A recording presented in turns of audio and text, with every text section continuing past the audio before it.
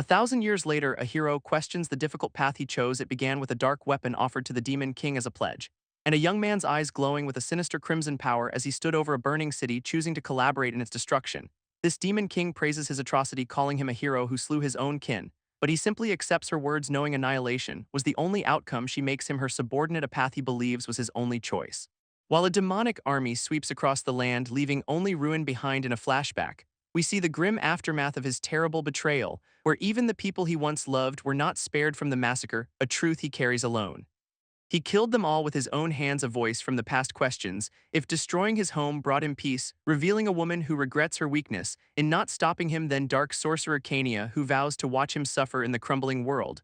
But in the present, he stands over her fallen form without hesitation. While elsewhere, a red-haired warrior fights a losing battle against endless hordes, willing to sacrifice her own life. If it means saving the world, she confronts our boy.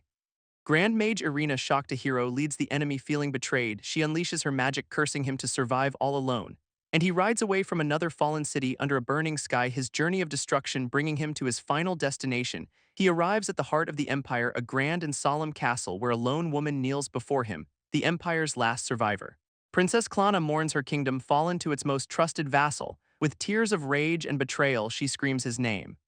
Frey Rayon Starlight. Princess Klana vows he'll be remembered as the most despicable human of all, and with a swift, merciless strike, Frey ends her life. His path of destruction continues to a great cathedral now, engulfed in flames. Inside, a woman clasps her hands in a prayer of thanks. Saintess Felrach Asterade, who claims his evil-proved god had abandoned them. Frey turns his back on her, walking deeper into the inferno.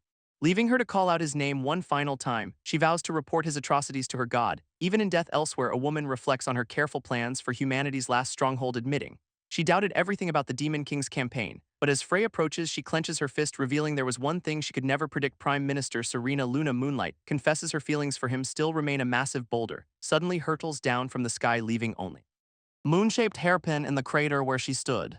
Frey stands alone, accepting that he chose to become a villain, his glowing red eyes revealing it was all a necessary evil. This Demon King declares their victory is near. Only his sword must be destroyed, and he holds the glowing blade seemingly in agreement. He kneels before her, preparing to offer up the weapon. But she suddenly senses a powerful, unfamiliar aura emanating from it. In a flash, Frey lunges forward, aiming the sword directly at her. He smirks, telling her this outcome shouldn't be so shocking. His true form emerging as he reveals his plan was to die with her all along. Their powers collide. As he screams, this is the path to save the world he ruined. But in a flash of digital light, Frey's eyes snap open, and he finds himself waking up in a familiar bed, gasping for air, realizing with dawning shock that he's back in his childhood home. His body feels smaller, younger, a stark contrast to the warrior he was.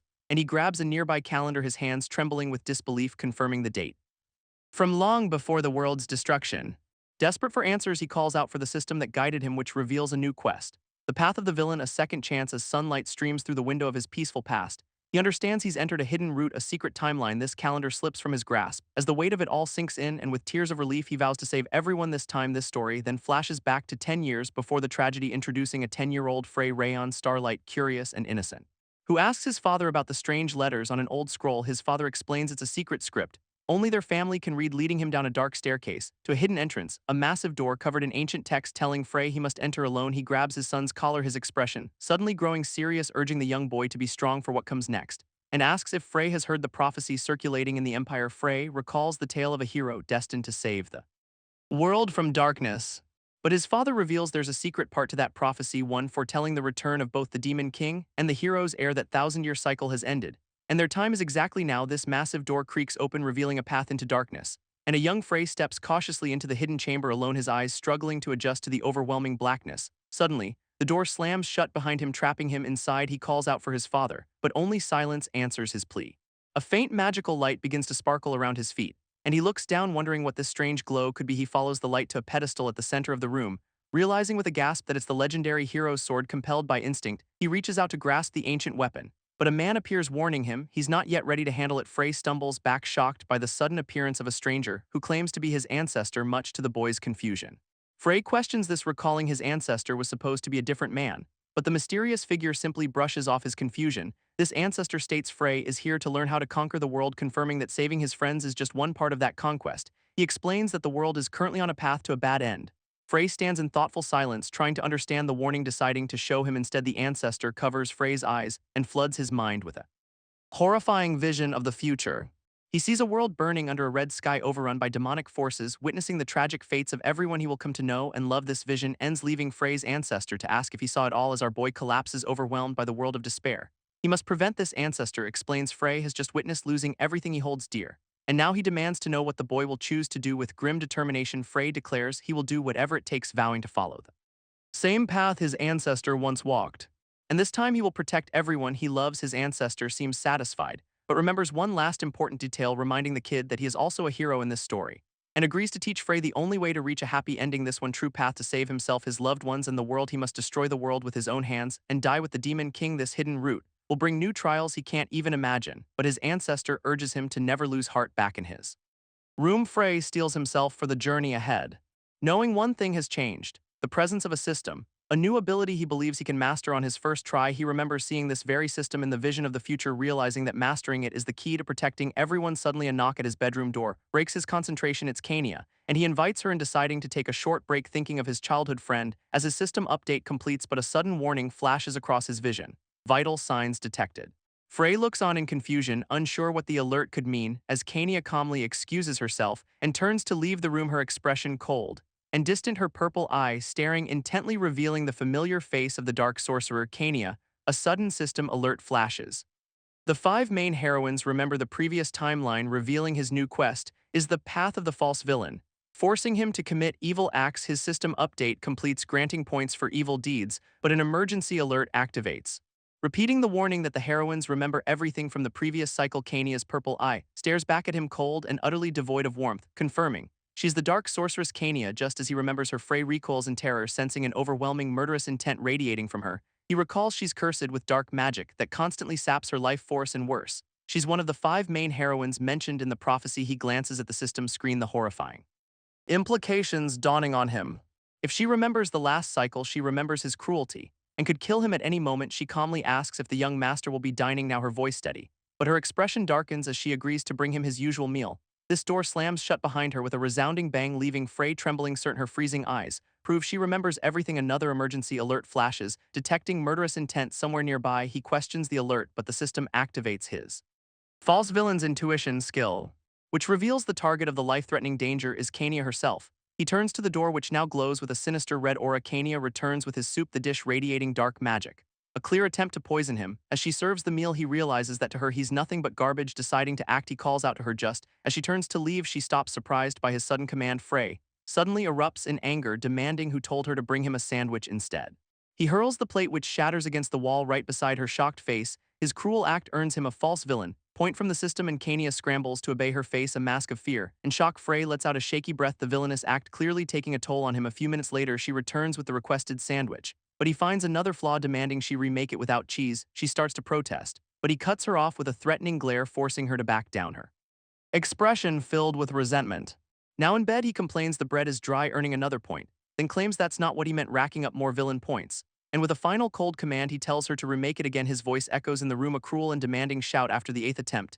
Kania is visibly drained and trembling, while Frey watches her with an unnervingly calm expression. He notes her surprising persistence, pushing her until her magic is gone. Finally satisfied, he reaches out and takes the sandwich, taking a large bite. As she watches in disbelief, she can only stare, completely bewildered by his sudden change. But then he tosses it aside, saying he'd rather have the soup now. He points at her from his bed, demanding she remake the soup instead. A final cruel twist that leaves her completely devastated. This exhaustion and cruelty are too much, and she begins to collapse, but Frey catches her just before she hits the floor. He looks down at her unconscious form with a gentle, pained smile, lamenting their cruel fate and wishing he could have been kind to her. Laying her gently on the bed, he realizes this path is far more dangerous than he imagined. He decides to replenish Kania's life force before her condition worsens, knowing the only way is to transfer his own life energy into her cursed body.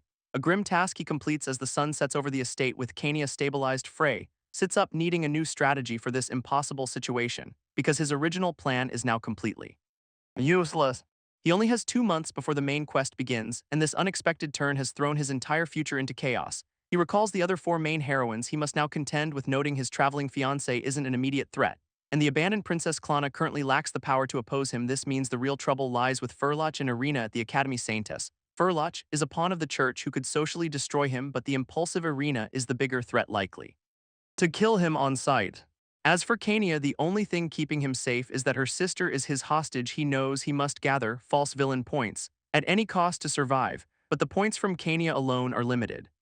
He needs to take bigger risks. He resolves to use the prophecy book to plan his next move before the academy begins. This sun rises, marking the start of his treacherous new path. Frey realizes he's been studying all night completely exhausted and decides it's finally time to wake Kania up. He tries to gently move her off his bed, but she slips from his grasp and tumbles right onto the floor, an honest mistake that leaves him flustered and tired to maintain his act. He erupts in fake anger, yelling at her for oversleeping, and she stares back in utter shock, completely bewildered by his cruel outburst. He cruelly asks Kania if she has a problem with his orders, then commands her to prepare the carriage for his first day at the academy. She quietly leaves the room to follow his command, and Frey watches her geo his villainous facade firmly in place.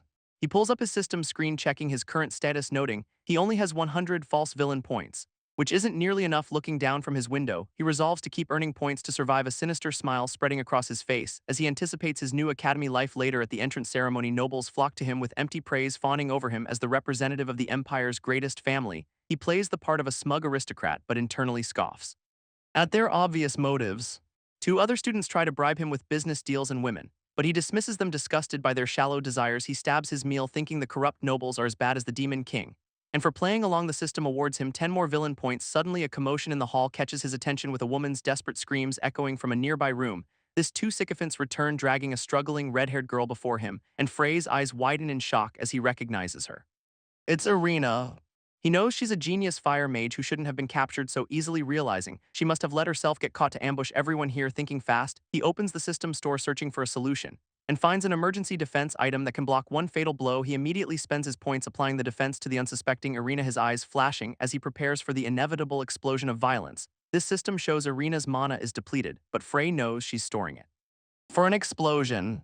Irina and another captive girl are surrounded, but she defiantly shouts at her captors. One of the sycophants grabs her hair, telling the vulgar woman to be quiet, but Frey watches them for a moment before coldly telling them to get lost. This sycophant turns back, completely bewildered by Frey's sudden command, so he smashes a glass on the floor, yelling that he's busy playing. With the woman terrified, the nobles quickly agree and scramble to leave him to it. With the room cleared, Frey turns his attention Irina with a sinister grin, grabbing her chin and suggesting they go somewhere quiet to have some fun. She glares back in disgust, thinking she should have used her ultimate magic on him. Frey leans in with a smug look, promising to teach her some manners. But instead of doing anything else, he just grabs her tie. She grits her teeth, furious. She was caught just moments before midnight, a crucial detail that Frey seems to have anticipated. Then, to her complete surprise, Frey suddenly collapses onto her lap, and the other captive girl sees her chance, urging Irina to escape. While he's out cold, these two girls quickly make their escape through a nearby door, with the other girl remarking how lucky they are to escape his cruel reputation. But Frey isn't passed out at all, and he watches them leave. He sighs in relief, his reckless act earning him 10 more villain points. This clock strikes midnight, and a system alert reveals the truth. Irina was afflicted with the curse of midnight, which would have killed her. Just then, Kania walks in, finding him sprawled out on the floor. She looks down at him with a concerned yet still cold expression. Frey continues his act, drunkenly leaning on her and demanding she carry him. He mockingly praises her obedience, though he feels like a complete clown. And as she carries him through the hall, he thinks about raising his vitality. But Kania's thoughts are filled with pure hatred for the scumbag on her back. Her eyes glow with rage, vowing to kill him if her sister wasn't a hostage. A flashback reveals a happier time when she offered him a gift of flowers. Another memory shows him climbing a tree as she and her sister watched in fear. And even after getting hurt, he just smiled to reassure her. He even helped her with her uniform, telling her not to be so formal. But now she promises to end his life once her sister is finally safe. They finally arrive at the grand student dormitory under the moonlight. Frey dismisses her, but she reveals she's been ordered to stay with him, explaining the Duke's orders are absolute. She can't leave his side. This new development leaves Frey completely baffled and confused. Later, the system reveals the 3 conditions for a game over: expulsion, a heroine's death, or his own demise before the final battle. As Kania tucks him in, he processes the impossible rules of this game, and she wishes him goodnight, settling on the floor beside his bed. He sighs, realizing he must protect the heroines while also surviving, knowing that complaining about this ridiculous quest won't change a thing. The sun rises, marking the start of another difficult day at the academy. Kania tries to wake him, warning him that he's going to be late. But when he refuses, she decides to leave without him until a sudden violent coughing fit stops her in her tracks. He's coughing up blood, the price for transferring too much life force. But he quickly hides his hand, insisting that he's perfectly fine. He stops her, coldly asking when he ever gave her permission to leave, comparing her to a fountain pen that can't move on its own. Then he throws it down, threatening to make her sister his mistress. This finally breaks her, and she begs him through tears to spare her sister. Frey just mocks her, cruelly pointing out how precious her family is to her. He warns her not to get any ideas, earning 10 villain points for the threat. Defeated, Kania quietly picks up the pen he threw on the floor, her mind flashing back to her innocent little sister Kadia. As he leaves, Kania notices a dark stain on his bedsheets, its blood, making her wonder if Frey has some hidden illness. Later, the first day of class begins in a grand lecture hall. This professor introduces herself as Isoret, the instructor for Class A. Just then Frey and Kania burst in late, immediately losing 10 points. He immediately blames Kania for their tardiness keeping up his act, but his attention is stolen by a familiar voice. It's Irina, and she's furious. Frey freezes, completely shocked to see her in his class. He quickly turns away, refusing to acknowledge her presence. Irina seethes, wondering how he survived her magic, and if he's a traitor. This professor snaps a piece of chalk, demanding silence from the students as Frey slumps in his seat. Another student with glowing green eyes watches him. This tense class continues with the professor teaching and Irina stewing in anger. But the green-eyed girl's intense gaze remains fixed on Frey. Professor Isoret finally ends the lecture, announcing the next class is outside. As students leave, the girl approaches Frey and gently touches his shoulder. It's Saintess Furloch, asking for a private moment to off. Blessing. Furloch sweetly asks for a private moment, just the two of them, but his system blares a warning. Detecting strong murderous intent nearby, and Frey immediately understands her innocent facade is a complete lie. He flatly refuses her request, leaving the Saintess completely stunned. And as he walks away, she insists her blessing can't be bought with money. Her act crumbles as she tearfully apologizes for offending him. Frey thinks her purity makes her a pawn for the very cult she serves. Later, Professor Isoret gathers the class in an arena for combat training, holding a sword aloft and ordering them to step forward one by one, and the harsh clang of steel echoes through the training grounds as the rest of the students watch the brutal evaluations begin. Isoret moves with blinding speed, effortlessly defeating her opponent, then coldly dismisses the fallen student as completely useless. Another student is humiliated, his fireball mocked as a mere sparkler. While Frey and Kania watch from the stands as the professor screams for the next challenger, and he realizes with a start that it's finally Kania's turn, she steps into the arena, confirming she is ready to face the instructor, and Isoret immediately lunges forward, her sword aimed for a swift victory. But Kania responds in kind, unleashing a torrent of dark blue magic, dodging and weaving, using her powers to block the professor's attacks. Frey watches the intense duel, a look of concern crossing his face. Knowing she's burning through mana too quickly, straining his remote support, these two combatants continue to clash in a flurry of magic and steel, and Frey grits his teeth, silently begging Kania to stop this reckless fight. As Isoret smiles confidently, Frey clutches his chest in sudden sharp pain. Kania and Isoret continue their high-speed duel, a blur of magic and steel, and the professor is impressed, challenging Kania to see how much longer she can last. But Kania begins to gather a dangerous amount of dark magic in her hands. Before the professor can react, Kania suddenly calls a halt to the fight, explaining that her unstable mana could cause her to lose control if she continues. Isoret accepts her reason, lamenting that such a condition holds back her immense potential. Frey breathes a sigh of relief, realizing he was moments from collapsing himself. As Kania leaves the arena, Frey notes that she managed to pass the test. For now he needs to prepare himself for his own evaluation, seeing this as the perfect opportunity to rack up a ton of villain points.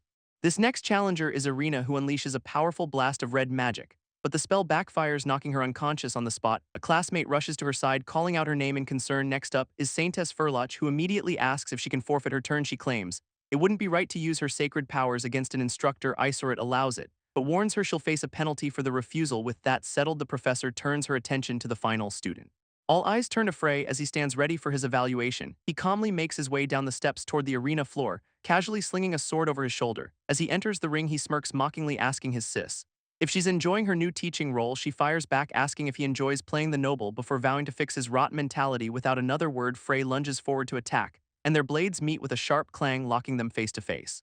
He grins, thinking his expensive pendant is already paying off, warning her not to be surprised by his power. He declares this is only the beginning of his assault, infusing his blade with a brilliant blue aura, and he swings with newfound overwhelming power. Isoret braces as he unleashes a devastating double slash, and the sheer force of the blow sends her skidding backward. The students watch in utter shock, unable to believe the professor is being overpowered. Frey presses his advantage, forcing her onto defensive, and a look of pure disbelief flashes across her face just before he disarms her, sending her sword flying into the air. He catches her blade with ease, his own now planted in the ground beside him.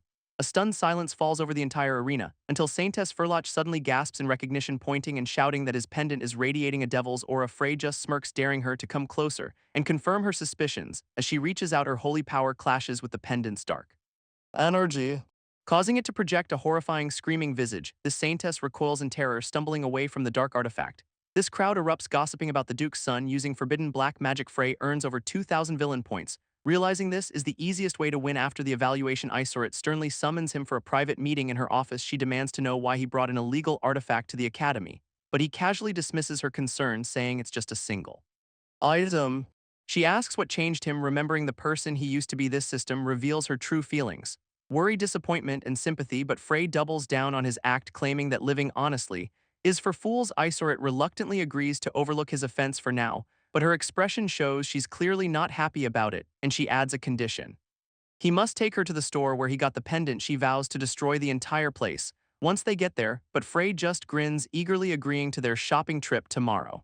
He cheerfully confirms the plan pleased. He already reported the store for points as he leaves. Isoret watches him go with a troubled look, wondering what could have possibly changed him. So drastically later, Frey returns to his room, opening the door only to find Kania waiting for him holding a small cat plushie. He sighs, admitting he'd completely forgotten she was in his room. He plops down on the bed, casually asking what she's holding. She explains it's a cute cat plushie from her sister Kadia.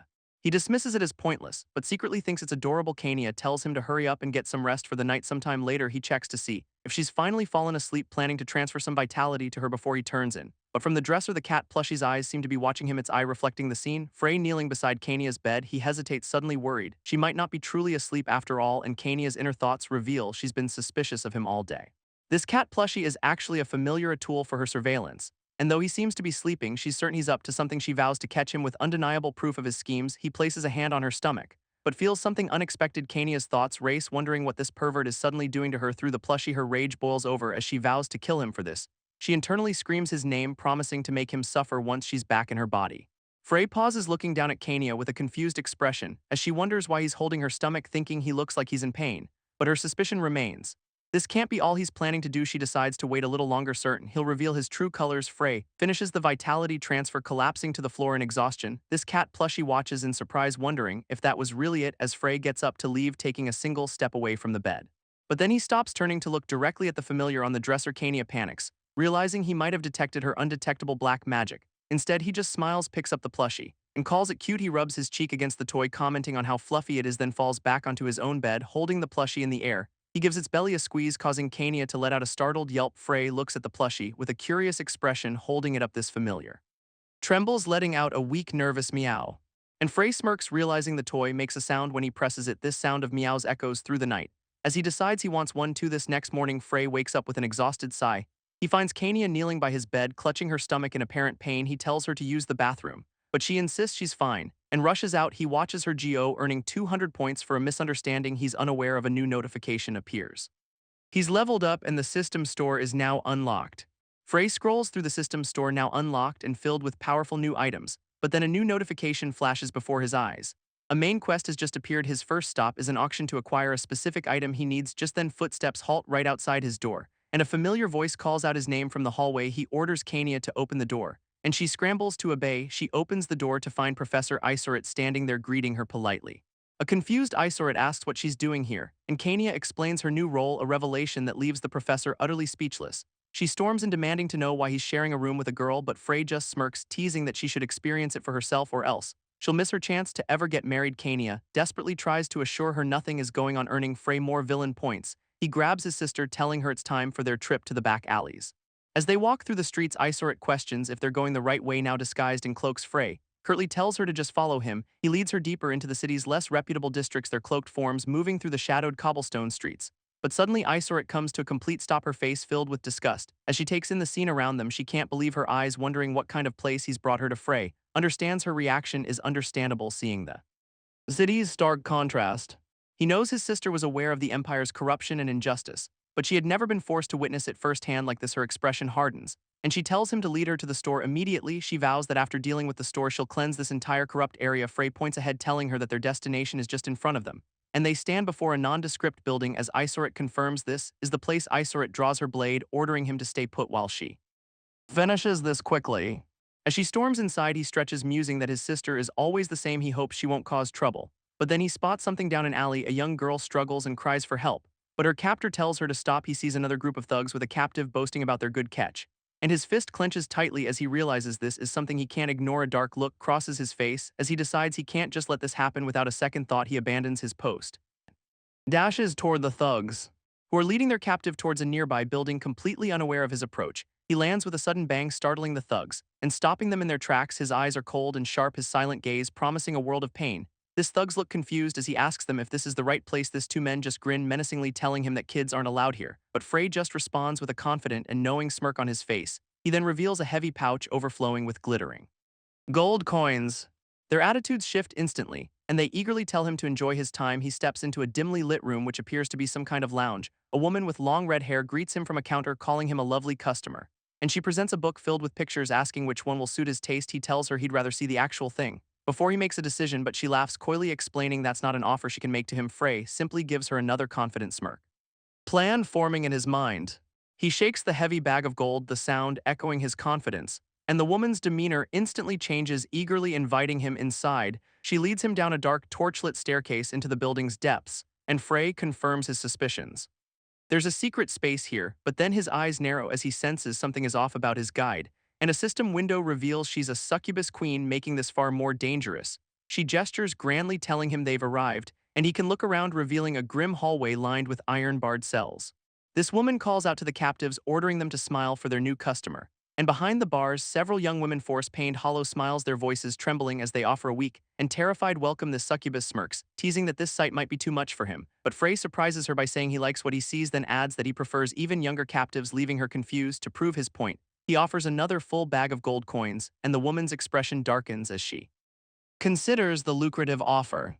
Her greed wins out, and with a sinister grin she agrees to his request. She leads him past the cells deeper into the hidden complex, stopping before a solid brick wall and knocking a secret pattern. A section of the wall glows with an orange light and begins to slide open, revealing a hidden passageway just as she promised. But as she turns, Frey lunges forward, striking her down without warning, and she hits the stone floor, her face a mask of pure shock. He leaps over her fallen body, dashing towards the secret entrance, yelling that he's going to take a look inside for himself. He sprints down the dark, hidden corridor, his eyes widening in shock at what he discovers: a massive cavern with a cage full of children, revealing the queen's true plan. A glowing red magic circle covers the floor, meant to awaken the demon king, and the terrified children spot him, crying out for someone to save them. This succubus queen is alerted to the intrusion, her minions standing by, and she furiously orders her followers to capture them alive. Frey pulls up his mask, determined to keep his identity hidden from the kids. As he draws his blade from its sheath, it ignites with a brilliant blue aura as he prepares to strike. In a flash of light, he cuts down all the hooded figures at once, leaving the succubus queen completely stunned by his overwhelming power. She stammers in disbelief, demanding to know who he is, but Frey just stands there silently, surrounded by the aftermath. This terrified queen backs away, begging him to stay away from her, desperately offering information on the demon lord to save herself. She even tries to bargain with her succubus charms, a last-ditch effort. But Frey closes the distance instantly, his sword at her throat. She can't understand his refusal, pleading that her offer is a good one, but his reason is simple. He doesn't deal with those who harm children. With a final decisive strike, he ends the succubus queen for good. A child's voice rings out, thanking him for saving them all, and he looks back at the freed captives, dismissing his heroic act.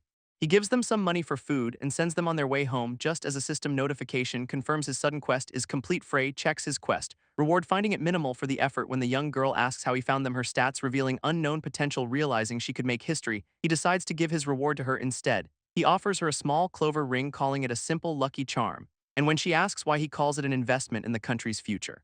This girl asks for his name, promising she will repay him someday, but Frey just dismisses it, saying he was only doing a hero's duty. He tells her to study magic because she has talent, then quickly departs, leaving her to stare at the ring as he vanishes into the city streets. She clutches the gift, vowing to master magic and repay her mysterious hero. A determined smile lights up her face as she asks him to wait for her. Frey had no idea this small act would later bring about an unimaginable change. Suddenly, the sound of crumbling stone echoes through the alleys. Isoret stands amid the rubble she created, furious that Frey wandered off. He returns with a smirk, but she insists they visit the information guild first. Frey then reveals a black magic artifact is being sold at the auction, shocking her, and she grabs him by the cloak, demanding to know the venue's location. He explains there's a barrier and they can't get inside without a ticket, leaving Isoret completely stunned and at a loss for what to do. But Frey leans in, telling her there is one way they can get in. He suddenly grabs her arm, pulling her close to enact his plan, now posing as his lover. A masked Isoret asks if this was really necessary, but Frey just tells her to act properly. As they enter the auction hall, he knows it's risky, but with her as a bodyguard, getting the item should be easy. But then his eyes go wide in utter shock at what he sees. Frey freezes in place as Isoret frantically asks if he spotted the artifact. His system reveals a girl named Kania, cursed with weak health and unstable mana. A girl in a red hood turns to get their attention, her face hidden by a mask, and his eyes scan another attendee, revealing Klana with the Overlord attribute. His gaze sweeps across the auction hall, his ability active, and scanning everyone. He then spots Fur Roch, a wielder of holy power, blessed by the sun god. This is the worst possible situation, as Isoret warns him not to use her name here. He clutches his head, realizing all three are likely after the same artifact he is, and the thought of them wielding a tool of domination sends him into a panic. This auctioneer presents the unknown stone, an item so powerful it can't be appraised. His system identifies it as the stone of domination, essential for his scenario quest. This auctioneer opens the floor, starting the bidding at a mere 1 gold coin, but a paddle shoots up instantly, the bid jumping all the way to 15 gold. This white-haired rival makes the bid confident his family's wealth will secure it. This auctioneer calls out the 15 gold bid, scanning the crowd for another offer. But Klana, the girl in red, immediately counters with a bid of 20 gold. Then Fur Rot shatters the tension, bidding an unbelievable 10,000 gold. But she immediately panics, realizing she made a mistake writing the number down. Frey calmly raises the bid to 11,000, muttering about her clumsiness.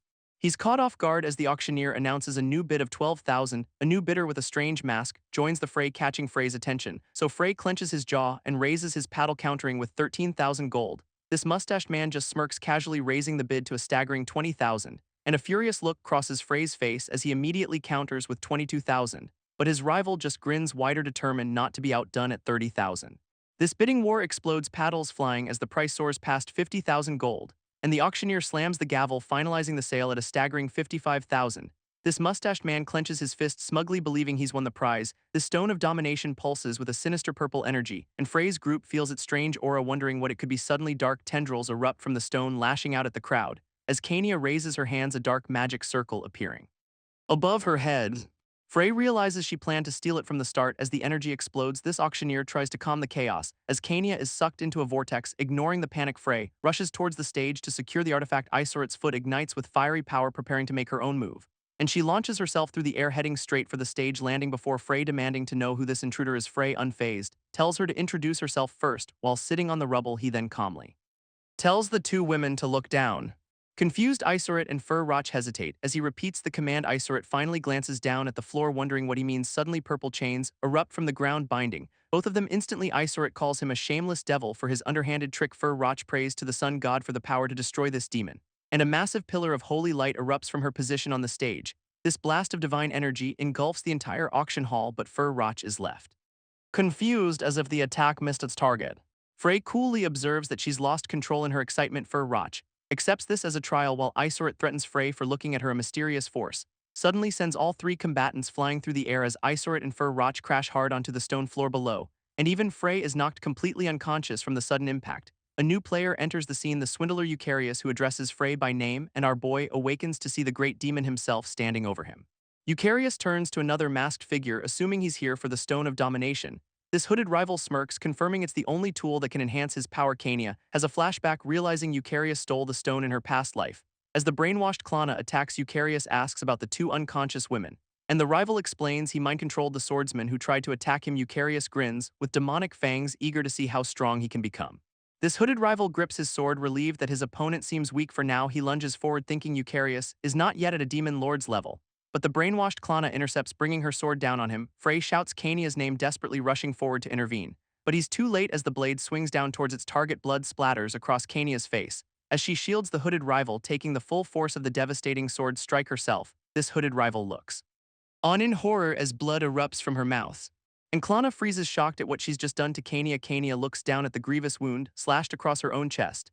This hooded rival catches her as she falls, asking if she's all right, and he kneels to the ground, holding her limp body in his arms. Frey's hand tightens around the hilt of his own sword in fury, watching with a grim expression as the tragic scene unfolds before him. Kania stares in shock, held by the man she just protected, and the hooded rival asks why she would sacrifice herself for a stranger.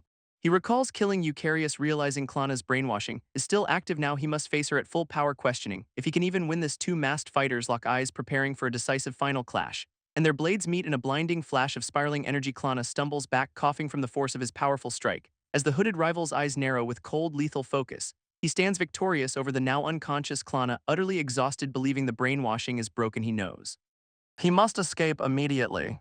But as he turns to leave, Kania calls out, asking for his name, but he's already gone, leaving her reaching for a vanishing shadow. This hooded rival stumbles through the crowded city streets, fighting to stay conscious, pushing himself forward with every last ounce of his remaining strength. He knows he must reach the student dorm, or this entire victory will mean nothing. Back at the auction hall, Klana slowly begins to wake up, feeling as though the entire chaotic battle was just a terrible dream. She steps off the dais, her foot landing in a fresh pool of blood, and screams in terror at the sight of Eucharius's severed head on the floor. Kania, now on her feet, is stunned to see the princess standing there, and Klana confronts her, demanding to know why she's at the auction. She realizes Kania must also remember her past life to be here now, and asks her a critical question. While Frey lies unconscious nearby, Kania looks her dead in the eye, declaring herself an enemy. Klana smirks, impressed by her directness, as Fur Roch watches in shock. Klana makes a shocking offer, asking Kania to join the Frey Extermination Alliance. She explains they meet regularly just to plot how to kill that scumbag. Frey Roch argues that if the church gains control, Frey will get exactly what he wants. She then praises Kania's exceptional magic, asking her not to compete with them. Kania reluctantly agrees, but her eyes widen as she notices something else entirely. Meanwhile, the hooded rival reflects on the chaotic day outside a moonlit estate. His glowing blue sword materializes a memory of the brutal fight he just endured. Now unmasked and bandaged, he admits he might have died if his opponent was stronger. He feels confident his identity is safe behind the mask and disguised voice he used opening his door. He announces his return, expecting an empty room, but he's startled to find a stern-looking attendant waiting for him inside. She immediately questions where he's been forcing him to lie about shopping. He snaps at her to stop asking questions and just turn out the lights. But she pauses, mentioning she saw someone who looked just like him in a back alley. This masked man, she says, was holding a very familiar sword. And he freezes. He clutches his blanket, desperately trying to think of a plausible denial. His attendant watches him silently, her expression unreadable for a moment. Then she holds out a star-shaped brooch, saying he dropped it when he fled. He snatches for it in a panic, shouting at her not to touch his things. Staring at the brooch, he realizes she found it near the auction venue. Her eyes turn cold as she explains he was in too much of a hurry to notice this incriminating evidence slips from his trembling hand, his cover completely blown, and he watches it fall, his mind racing as his alibi shatters. He dives under his blanket as the attendant stands over him, her point made trapped and exposed. He panics, realizing he's been found out. Frey's eyes widen in pure unadulterated terror, and the attendant rips his shirt open, demanding to know what he's doing. She tells him it's useless to deny the truth any longer. Pointing to the bloody bandages, she lays out all the evidence, declaring it solid proof that he is the masked man from the auction. She then leans in close, demanding to know why he helped her. Suddenly, a system penalty activates, draining Frey's life force and vitality. He screams in agony, collapsing onto the bed. As she watches in shock, blood erupts from his mouth and eyes as she cries out his name in panic. He clutches the sheets, thinking this day has been full of unexpected events, and his hand goes limp as he falls completely unconscious. This attendant stares down at him, her voice filled with concern. She calls out his name again, alone with his unmoving body in the room, looking at the blood-soaked sheets. She wonders what she should do now. She tends to his wounds, realizing he would have died without her help. She decides she can't let him die yet, not before she gets answers, resolving to kill him only after he explains why he saved her. Dark purple energy begins to swirl around her waiting hand, and she places it over Frey's head, channeling her strange power. She prepares to invade his subconscious while he's completely vulnerable. With Frey unconscious, she knows this is her one perfect chance. She believes this spell will reveal every secret hidden inside his mind. But she finds herself in a serene mental world, clear as a summer sky. She's confused, expecting a villain's mind to be filled with darkness, when a young child who looks just like Frey appears and greets her. This attendant confronts the child, calling him the master of this subconscious world. He cries out as dark purple chains suddenly erupt and bind him. She knows not to underestimate him, as he holds absolute power here. Using the magic of the oath, she forces him to swear to answer her truthfully. And with the chains loosened, she asks why Frey would ever help her. This young boy looks down, a somber expression on his face. He simply states that she is someone very important to Frey. Kania scoffs, unable to believe it after everything he's done to her, but the child insists there's a reason, even saying Frey sacrificed his life for her. She's left completely speechless by this shocking revelation, and the young Frey decides that words alone won't be enough to convince her. He offers to show her the truth instead, a light beginning to glow, promising to reveal the true nature of the man she thinks she knows. She witnesses a flood of his memories, his pain, and his desperate sacrifices, and Kania clutches her head in disbelief, asking if it was all for her sake. She realizes his villainy was a facade for salvation, and he fell because of her. A single tear falls as she questions if this unbelievable truth is real. Back in the physical world, a tear escapes Frey's unconscious eye. As she calls his name, her reflection appears in the water of his mind, leaning over his body. This child version of Frey comforts her, telling her not to blame herself. He says he can bear the burden of being hated all by himself. And with that, the serene mental landscape begins to crack and shatter, breaking apart like glass as a single tear rolls down her cheek. Kania awakens back in the dorm room, weeping over Frey's sleeping form. This moon shines down on the quiet estate. The night now still. Frey groans as he slowly begins to regain consciousness, waking in his blood-soaked bed to find Kania watching over him. Their eyes meet for a tense moment, the truth finally exposed, and he asks with resignation if she figured out his true identity. He decides to confess everything, saying there's no point in hiding it now. Frey explains he's on a mission to save the world, bound powerful oaths, revealing a cruel system where evil deeds grant power, but good ones shorten his life. She realizes this is why he was so cruel, and he admits he used her for his mission. He looks her dead in the eye, telling her she must never forgive him for it. While he insists his actions are unjustifiable, she senses his desperation and reveals she knew he was secretly giving her his life force every night. Stunning Frey, who realizes his secret was never truly safe, he nervously asks her what she plans to do now that she knows everything.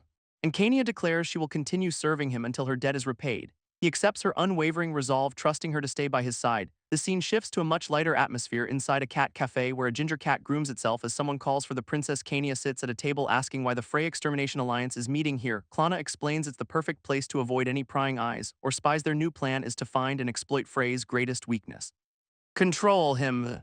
This other members are furious, eager to tear him apart immediately, but Klana urges discretion while Kania realizes she can act as a spy for Frey. She considers the weight of this new role, knowing it won't be easy, admitting to herself that she can't do everything to help him alone. She knows she can't carry his heavy burden for him, but she has to try. Kania decides she'll start with the simplest things she can do for him, her resolve hardening as she sits at the table, a cat stretching. And she prepares a simple meal, hoping to see him smile just once. This next day dawns bright over the grand estate, and Kania nervously asks Frey how his sandwich tastes, who replies with a genuine smile that it's excellent. He then offers to give her life force, promising he won't let her die. She watches him silently for a moment, still processing everything before finally agreeing, but warning him not to overdo it. Kania lies back on a chaise lounge preparing for the transfer, and as Frey begins, she nervously readies herself.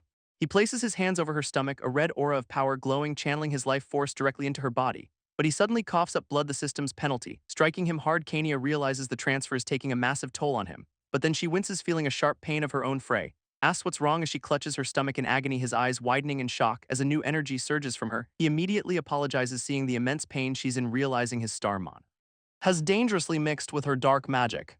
He grabs her hands, telling her to wait as he tries to contain the reaction, his face contorting in a grimace from the sheer effort. And Kania begs him to stop, seeing the strain it's putting on him. He grits his teeth, insisting he's fine and can handle it. And after a tense moment, the process is over, leaving her looking relieved. Kania looks up at him with wide, worried eyes, starting to protest, and she points in horror at his bloodied and corrupted left arm, but Frey just smiles, brushing it off as a minor injury to his non-dominant arm. He admits it will be hard to restore, though she insists he's just being dramatic, leaving Kania to stare down at the floor, still deeply concerned for him. Frey changes the subject, announcing it's time for school. As the sun rises over the academy in a grand hall, a professor announces the midterm will be a one-on-one match, and Frey reviews his system stats, having earned enough points for the main quest. His new mission appears: defeat Irina Filiano in the exam to earn a life charger.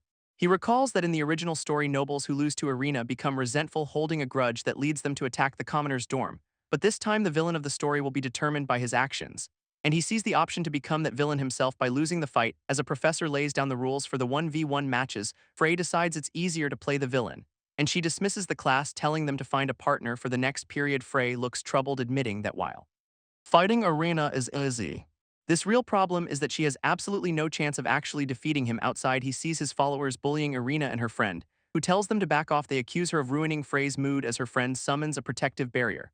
But the bullies just kick the shield, relentlessly attacking the two girls. Frey appears with a sinister smile, impressed they acted without his direct orders. A blonde girl rushes to his side, asking why he'd come to such a filthy place.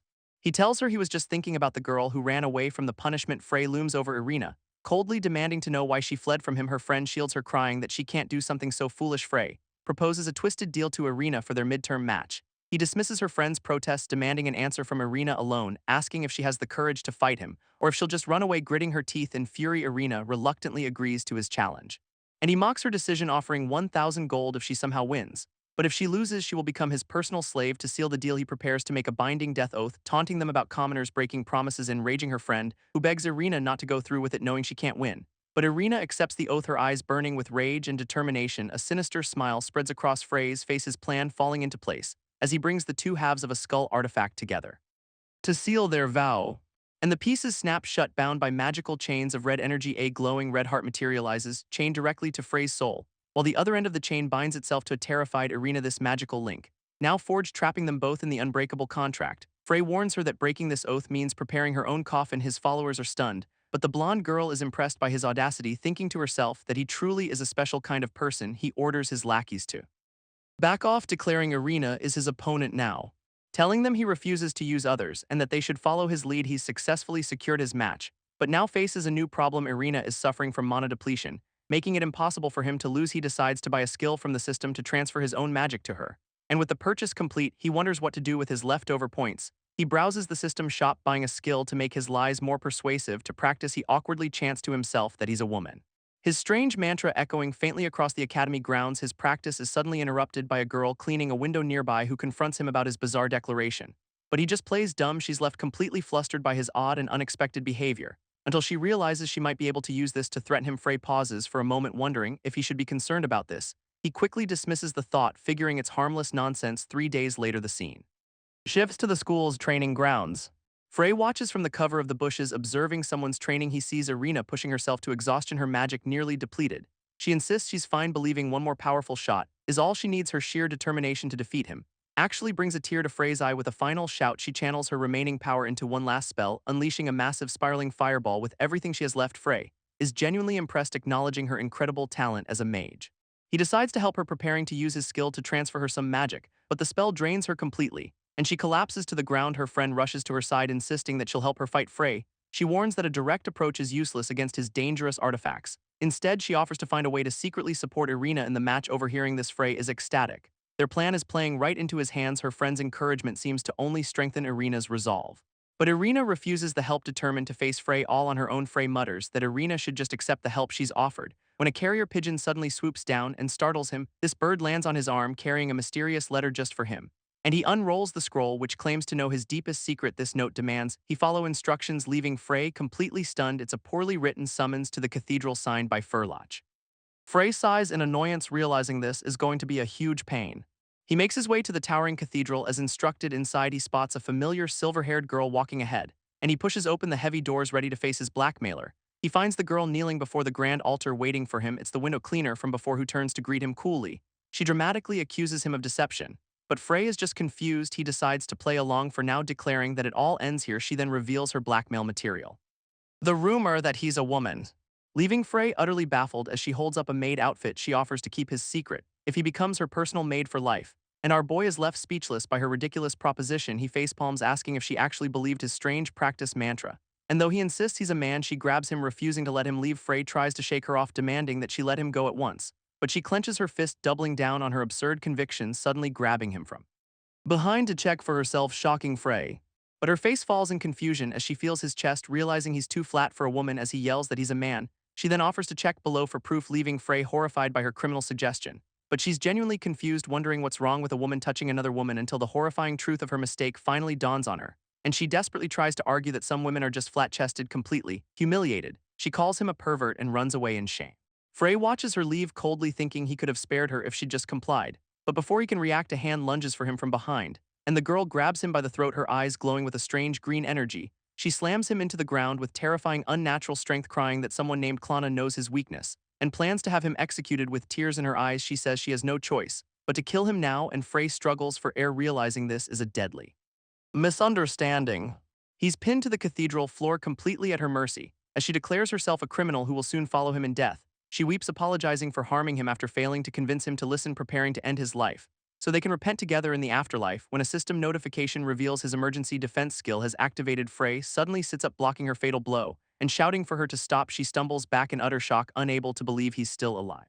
Though confused, a holy light surrounds her as she gathers her resolve once more. But Frey discreetly activates a small recording device on his uniform. He replays her own words about Klana's plot to have him executed, revealing he came prepared after receiving her threatening letter. He spells out the new narrative: the Saintess tried to kill the Duke's son. A wicked smile spreads across his face as he turns her blackmail back on her. Furloch stammers, now forced to call Frey her new master. And dressed in a maid outfit, she nervously questions her new role. Frey sits unimpressed, rejecting her fifth attempt at cleaning, holding the recording that ensures Klana's safety and her obedience. She screams in frustration, realizing her plan has completely backfired, losing her balance as she trips over her own broom. And she collapses to the floor in total humiliation as she declares she can't take it anymore. Frey offers an alternative. He lands in with a wicked grin, suggesting night service instead. Horrified, she decides spreading rumors would be a far better fate. Her tearful insult unexpectedly earns Frey 500 system points. A small satisfied smirk crosses his face as his plan works perfectly, trying to regain some power. She threatens to spread the rumors anyway, but he coldly warns her to obey if she wants to avoid that. She tries to guilt-trip him about his past kindness, but he scoffs at the act. She then recalls a time he gave her a healing potion when she was injured. A flashback shows her younger self accusing him of being a liar even then. Frey is just left completely confused by her sudden emotional outburst, blushing. Furiously, she calls him a scumbag for his inappropriate words. Finally defeated, she agrees to just stick to the cleaning for now. A system window confirms her affection is gone, replaced by negative feelings. He sees a dark vision of the future, vowing to take the penalty for others. This act, he believes, will keep those he cares about safe for a while. This scene then shifts to a grand estate under a starry night sky. He enters a room where a purple-haired girl scolds him for being late. She grabs Frey, asking if he's been drinking. As he leans on her playfully, she worries about his recent nightmares, but he just brushes it off casually. He cheekily offers to share his life force, telling her to lie down. and she hesitantly agrees, beginning to unbutton her shirt. Frey stops her, teasing that direct contact isn't really necessary for this. Blushing, she thinks to herself that there's no reason to change things now. He continues his teasing, saying he just doesn't know where to look, leaving her completely flustered by his suggestive words. But then she gets an idea, seeing this as a chance to try something new. She lies down on the bed waiting for him to begin the ritual. He places his hands on her back, transferring a glowing pink energy into her. She looks away, embarrassed by the intimate nature of the transfer. As the energy flows, she suddenly asks him a question, wondering if he was the one who entered her subconscious. This scene flashes to a small gray cat doll with a pink bow. A memory confirms he entered her mind when she was unconscious. To help her, Frey smiles, understanding that she knows he went to great lengths for her. She tells him not to speak ill of his past because he saved her in this life. She then prepares a small device, flipping a switch with a click. Frey suddenly wakes up in a sweat, asking where she's going. As she stands over him, saying he should be punished for his sacrifice, she decides that for now she will focus on easing his nightmares. Her gaze falls upon the familiar-looking cat doll in the room. She plans to infuse it with magic, hoping it will work as a non-human vessel. Meanwhile, Frey wanders through a dark void, completely lost and confused. Frey finds himself lost in a dark void, questioning how he got there, when a small gray cat with a pink bow suddenly appears before him, and he's startled by the unexpected animal in this empty space. He recognizes the familiar cat and decides to help it find its owner. Picking up the creature, he walks into a mysterious, thick fog, where he spots two people standing on a distant ledge. He's watching a memory of his younger self offering a potion to Furloch, and he realizes he's witnessing a strange scene from his own past. This young Furloch questions his motives, suspicious of his kindness, but his younger self simply introduces himself, claiming he just wants to help. She immediately accuses him of being a liar with ulterior motives, and Frey notes this memory is wrong, as their first meeting was elsewhere. His past self seems undeterred by her distrust, accepting her suspicion, and he leaves multiple healing potions on the ground for her instead. He tells her the choice is hers, before turning to leave, surprising her, pointing toward the distant cathedral as his destination. He urges her to trust the people there. As he runs off into the fog, she's left alone and confused, trying to understand his true intentions. She wonders if his kindness was just an elaborate act. And as the mist clears, her form suddenly turns to stone. Frey watches the bizarre event, realizing this is more simple dream. He concludes this vivid memory is real, but is being manipulated by someone. As he stands there, a dark energy begins to swirl around his feet. And now there are two cats. As he feels his memories returning with alarm, a look of pure panic crosses his face as he braces for what's coming next. He's forced to witness a grotesque vision of a woman bound by thorns and swords as he floats helplessly in the dark void. Realizing the situation is dire, drifting through the endless darkness, he feels himself being pulled somewhere, when a voice echoes through the void, desperately calling his name to wake him. This voice screams with urgency, demanding he wake up immediately. And just like that, his eyes snap open in a state of pure shock, greeted by a sinister, blood-covered smile from the woman. In his vision, he's now kneeling before the bound woman who accuses him of causing her suffering, now covered in blood himself. He protests that this memory is too horrible to witness as a blood-soaked hand reaches out from the darkness. And a blonde woman with glowing red eyes grabs him, taunting him about killing her. Bloody hand tightens its grip on his shoulder, staining his uniform. And he stares at his own hands in horror, questioning where the blood came from. Suddenly, he's swarmed by more people with the same glowing red eyes. They taunt him, claiming they killed on his orders. As he desperately begs for escape, they completely overwhelm him, their hands pulling him down into the abyss. His body is consumed by a swirling mass of pure darkness and despair. Back in the dreamscape, the cat nuzzles a hand, realizing his mind is spiraling out of control. She warns that if this continues, he'll be trapped in this state forever. This girl, still in the cat's form, remembers she came here to save him, but she feels powerless, trapped in a form that can't fight back. Meanwhile, Frey is completely lost, falling through the endless black void, his consciousness fading as he drifts deeper into the nightmare. But then the darkness gives way to a brilliant light as he plunges into water. And a sense of peace washes over him. In the glowing blue depths, Frey floats peacefully in a serene blue void, wondering where he is, as a gentle voice declares that they made it just in time. And he looks up in shock, recognizing the familiar sound. A radiant spirit appears before him, and he cries out for his mother, who touches his chest, offering a final gift to shield him from nightmares. She warns him that the path he has chosen is a difficult one. As tears stream down his face, she tells him to remember what's important, reminding him to focus on what he truly wants to protect. Back in the real world, Kania jolts awake, shouting for the young master. She rushes to his side, asking if he's all right after the terrible dream. He looks at her, finally realizing she was the cat in his subconscious. He thanks her for the help, but she apologizes for feeling so useless. Frey then reveals that he met his mother's spirit in the dream, explaining that she told him to remember who he's fighting to protect, but he admits he's anxious, questioning what he can believe in now. Realizing even the prophecy book he relies on could be a total lie, Kania embraces him from behind, telling him to just believe in her. She promises she will never forget the sacrifices he has made for others. He recalls everyone he's sworn to protect, renewing his determination. A single tear falls as he vows that his EFFORTS will not be in vain. A few days later, an announcement echoes across the academy grounds. This midterm test is beginning, and Frey is glad to be facing Irina. He sits beside Kania, confident that their practice will pay off. Elsewhere, Klana and Furloch are called for their match preparing themselves. As Irina announces that this time no withdrawals will be permitted, Furloch looks on with calm determination, ready for the fight, declaring with a surge of power that she has no intention of withdrawing across the arena. Klana begins to gather a ball of golden light, her eyes glowing, as she aims the concentrated energy forward, while Furloch watches her opponent, sensing a strange plot unfolding. Klana smirks, believing an attack from this range impossible, and takes aim like a gunslinger, preparing to fire her spell, forcing Furloch to brace herself with a wave of defensive magic. This golden beam misses, ricocheting wildly off the arena floor, and a nearby student realizes with horror the attack was deflected toward him, his face filled with panic as the stray blast barrels directly at his team. But he just barely manages to block the powerful shot with his sword. This proctor eyes them suspiciously, stating she trusts it was an accident, and warns them that any intentional interference means instant disqualification. With no other choice, Klana and Furloch decide to settle it up close, their fists colliding in a brilliant flash of magical energy. Klana lets out a fierce battle cry, channeling all her power, and lands a devastating blow directly to Furloch's chest, a brutal impact that sends a spray of blood from Ferloch's mouth. She collapses to the ground as the proctor declares Klana the winner with one match down. The proctor calls the next contestants, Irina and Frey. Kania begs Frey not to overdo it, reminding him they planned how to lose, but he ignores her plea, stepping firmly into the arena where he and Irina face off. As the proctor asks if they're ready, Irina smirks, her hand igniting with flames. As she promises to make him crawl, Frey smirks at her confidence, finding it quite amusing, drawing his sword and promising to put on a show for everyone as their magical auras clash across the arena floor. This proctor looks on, asking if both fighters are ready to begin. And with the signal, Frey immediately lunges forward with a burst of speed. Irina calmly begins to conjure a ball of fire in her hands, unleashing an impossible barrage of 7 fireballs at once. Her expression is one of pure fiery determination. As she focuses all of her power into the overwhelming attack, Frey is forced to dodge the explosive blasts, coughing from the smoke, realizing he'll have to stick to the plan since she's going all out. He gathers his own blue energy, preparing for a counter, and slams Irina to the ground, pinning her with a powerful spell. But even bruised and trapped, she believes one good hit is all she needs. He taunts her, offering to share his mana, while she's down, channeling his energy directly into her body as she struggles, and she grits her teeth, cursing him for the humiliation. Suddenly, a fireball materializes right in front of his face as Irina uses his own mana against him for a point-blank attack. This explosion engulfs Frey, who cries out from the unexpected blast, sending him flying backward as he yells about the searing pain. Irina looks at her hand, thinking of Frey, as she prepares her final move, unleashing a massive pillar of fire with a furious command to die. But Frey just smirks, thinking that one hit was indeed enough. As Irina pours every last ounce of her strength into the attack, Irina unleashes her full power in a final desperate burst of rage.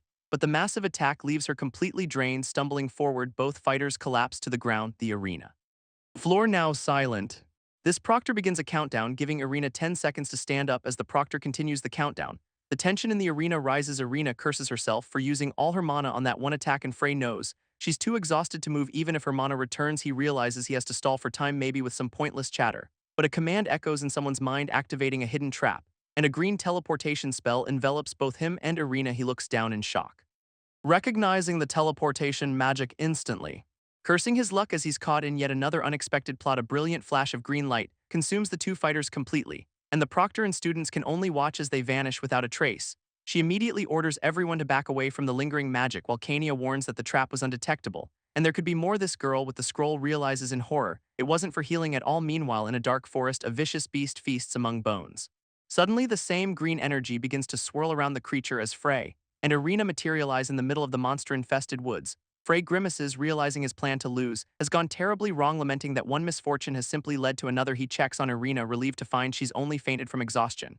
But as he sits with her, he begins to assess their dire situation, realizing they've been teleported to the gray forest home of monsters. He wonders how they'll survive with him magicless and her wounded. But he already has a good idea who's responsible for this mess, recalling the girl with the scroll. Though he suspects it was a mix-up, he decides to figure out the circumstances behind the trap later, focusing first on how to get an unconscious Irina out of the monster's nest. An idea strikes him, and he opens his system inventory, pulling out a mask of deception that can hide his identity completely. He dons the mask, knowing no one will recognize him now, and gently tries to wake the still unconscious Irina. She stirs, confused, as a cloaked stranger urges her to leave quickly, who warns her that this dangerous place is no longer safe for them. He explains that Frey abducted her using a teleportation scroll, handing her a rope.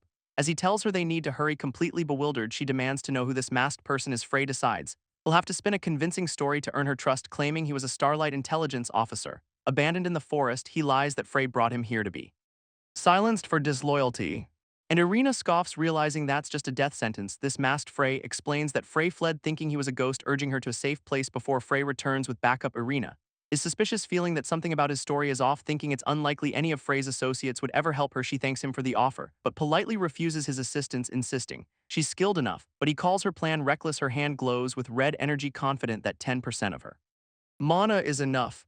She's confident unless a mid-level monster or higher appears, but right on cue a massive gigant bear materializes behind her. She panics, realizing it's an upper-level beast from the frontier, its shadowy form radiating a terrifying dark aura. Her overconfidence shatters, knowing she's no match for this foe. This monster lets out a deafening roar, shaking the entire forest, its shadow falling over Irina as it prepares to strike. But the masked Frey shoves her out of the way just in time. He lands between her and the beast, ready to defend her. Leaving Irina stunned on the ground, sword in hand, he scolds her, saying this is why he didn't want her to go alone. But she screams, pointing frantically at something behind him. A horde of goblins emerges from the trees, surrounding them completely, and Frey can only grit his teeth in frustration at their terrible luck. He grabs her arm, yelling for them to make a run for it, and they flee through the woods with the monsters in hot pursuit. They sprint deeper into the dark, treacherous forest, finally stopping for a moment to catch their breaths.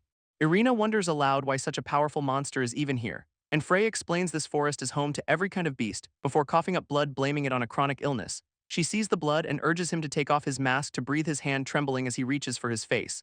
But he refuses, saying he can't let her see his ravaged face. Irina looks on with pity, accepting his tragic explanation. Irina offers to find him some fruit, claiming she knows this forest well, and introduces herself, prompting him to quickly invent a fake name. Rihanna. She gratefully thanks Rihanna for saving her twice, now waving goodbye as she heads off to find food, telling him to wait. He watches her disappear into the dark forest to search for food and slumps to the ground, ironically grateful to the monster Irina for her kindness. He removes his mask, relieved that his flimsy cover story somehow worked on her. He checks his quest status, which shows the academy is still deliberating the match's outcome. He figures the delay makes sense, considering a student vanished mid-test. Since there's no penalty, his priority is now escaping this dangerous forest. Glowing eyes peer from the shadows, a reminder that one wrong move means death. 3 days pass in the gray forest with Rihanna promising to guide her out. Feeling guilty about her low mana, she insists on gathering her own food. They manage to avoid monsters and travel without any major incidents. And as they near the forest edge, her thoughts turn to her worried friend Ariane. Sitting by the fire, she resolves to apologize to her friend as soon as she can. Just then, Rihanna returns to the camp carrying a hunted boar over his shoulder. She's stunned he could hunt in his condition, but he reassures her it's safer here. She then asks him again if he truly has to stay behind in the forest. He seems weary of the topic, asking if they really need to have this talk again with a worried expression. She insists that he can't just stay here forever. He turns to her, stating firmly that his answer hasn't changed. Claiming he doesn't have long to live and has no hope of escaping Frey, she leaps to her feet, determined to find a solution for him. But he warns her that Frey will definitely seek revenge if she gets involved. Masked Frey tells her that once you get used to it, living here isn't so bad, and Irina calls him stubborn, finally giving up on convincing him to leave, telling him to eat some fruit. While they wait for the meal to be ready, she feels it's wrong to leave the person who saved her life behind.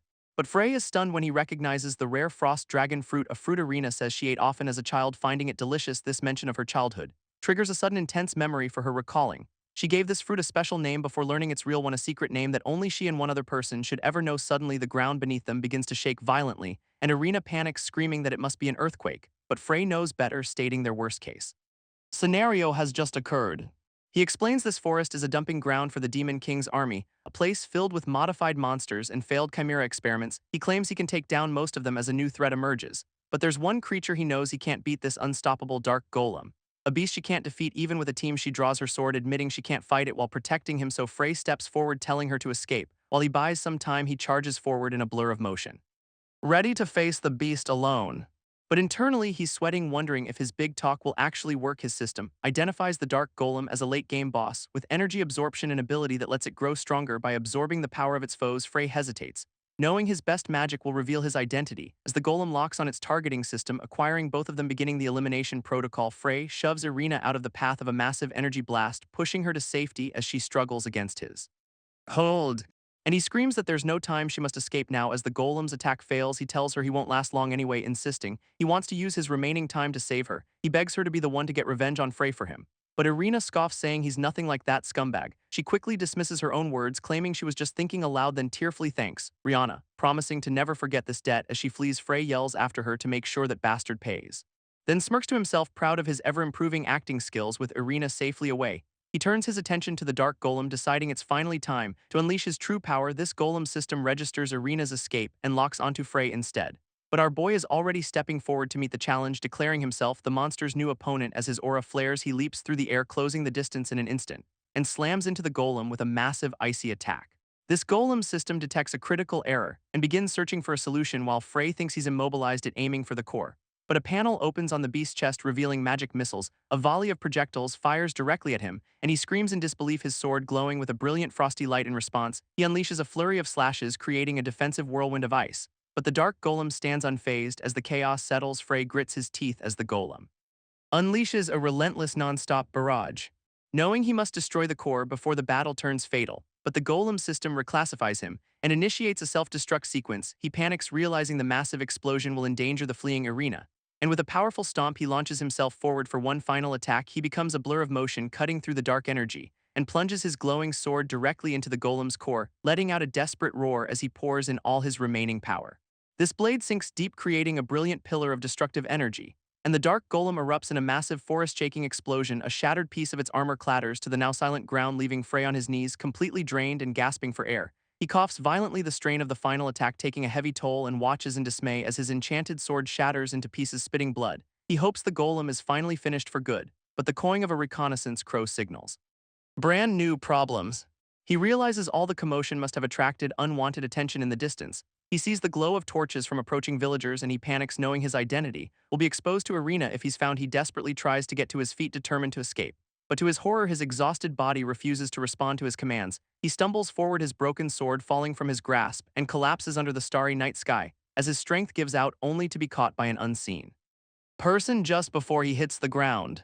Weakly, he looks up at the face of his mysterious savior. A familiar voice tells him it's all right now, promising to handle everything, and Frey groans, waking up not in the forest, but in a lavish room. His attendant Kania is by his side. Overjoyed that he's finally conscious, she reveals he's been asleep for 2 whole days, but he just brushes it off, wasting no time. He immediately asks her to explain the current situation. Kania reports that a search party is investigating where he was found, and Arian is being questioned about the scroll that accidentally teleported them. If her story doesn't hold up, she could be charged with a serious crime. Frey wonders if he was sold a faulty scroll by some impossible coincidence, and orders Kania to investigate its source, which is already being done. He then asks about Irina, learning she recovered safely in a nearby village. Hearing she was completely drained from the ordeal gives him a moment of pause. When he asks about the match, Kania confirms he was declared the victor.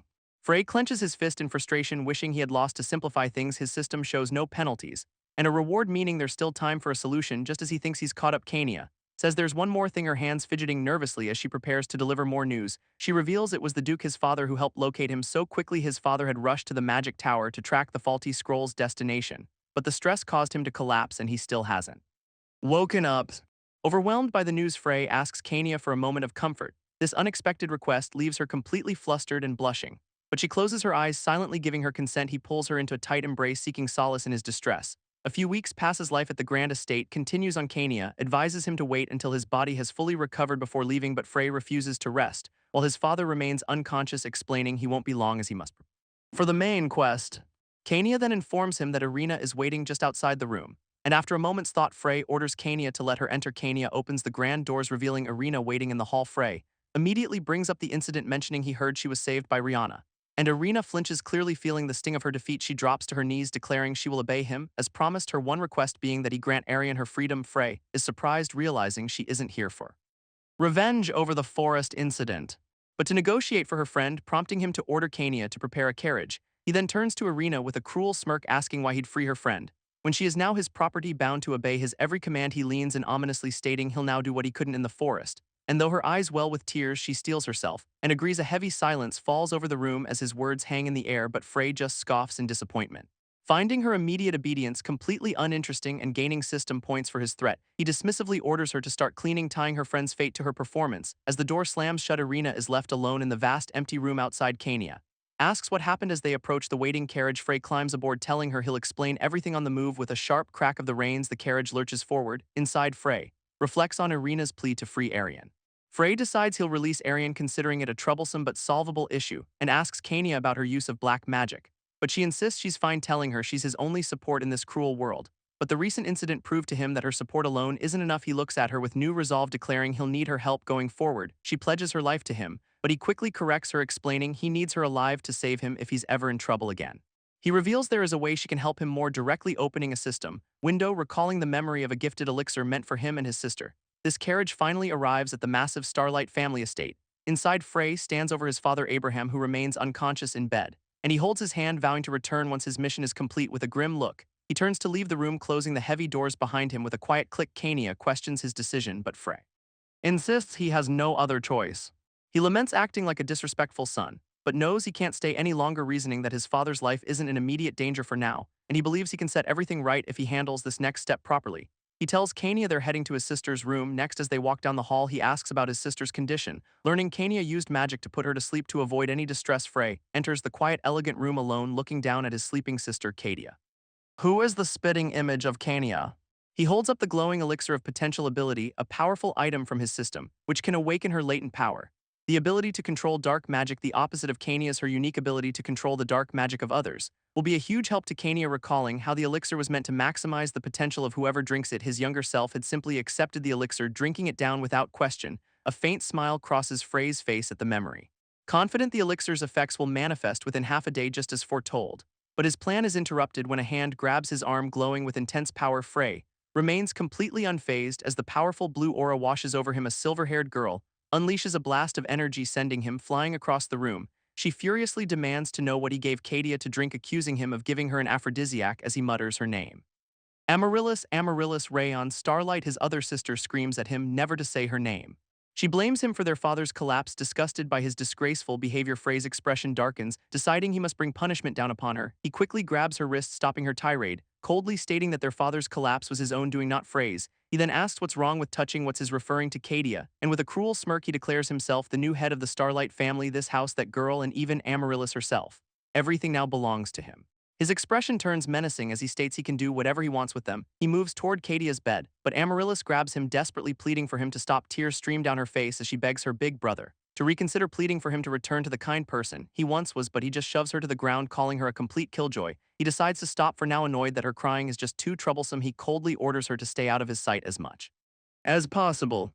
He walks out of the room, earning system points for showing no mercy to his family left on the floor. A weeping Amaryllis wonders what happened to her kind brother. Frey leans against the wall in the hallway, remembering the person he once was, and slumps down in exhaustion, tormented by the cruel role he has to play later. He reflects on the constant deception he must maintain within the estate, admitting to himself that the act is far more painful when it involves his family. He resolves to bury these feelings, knowing the system will punish him for any concern. A knock at the door interrupts his thoughts.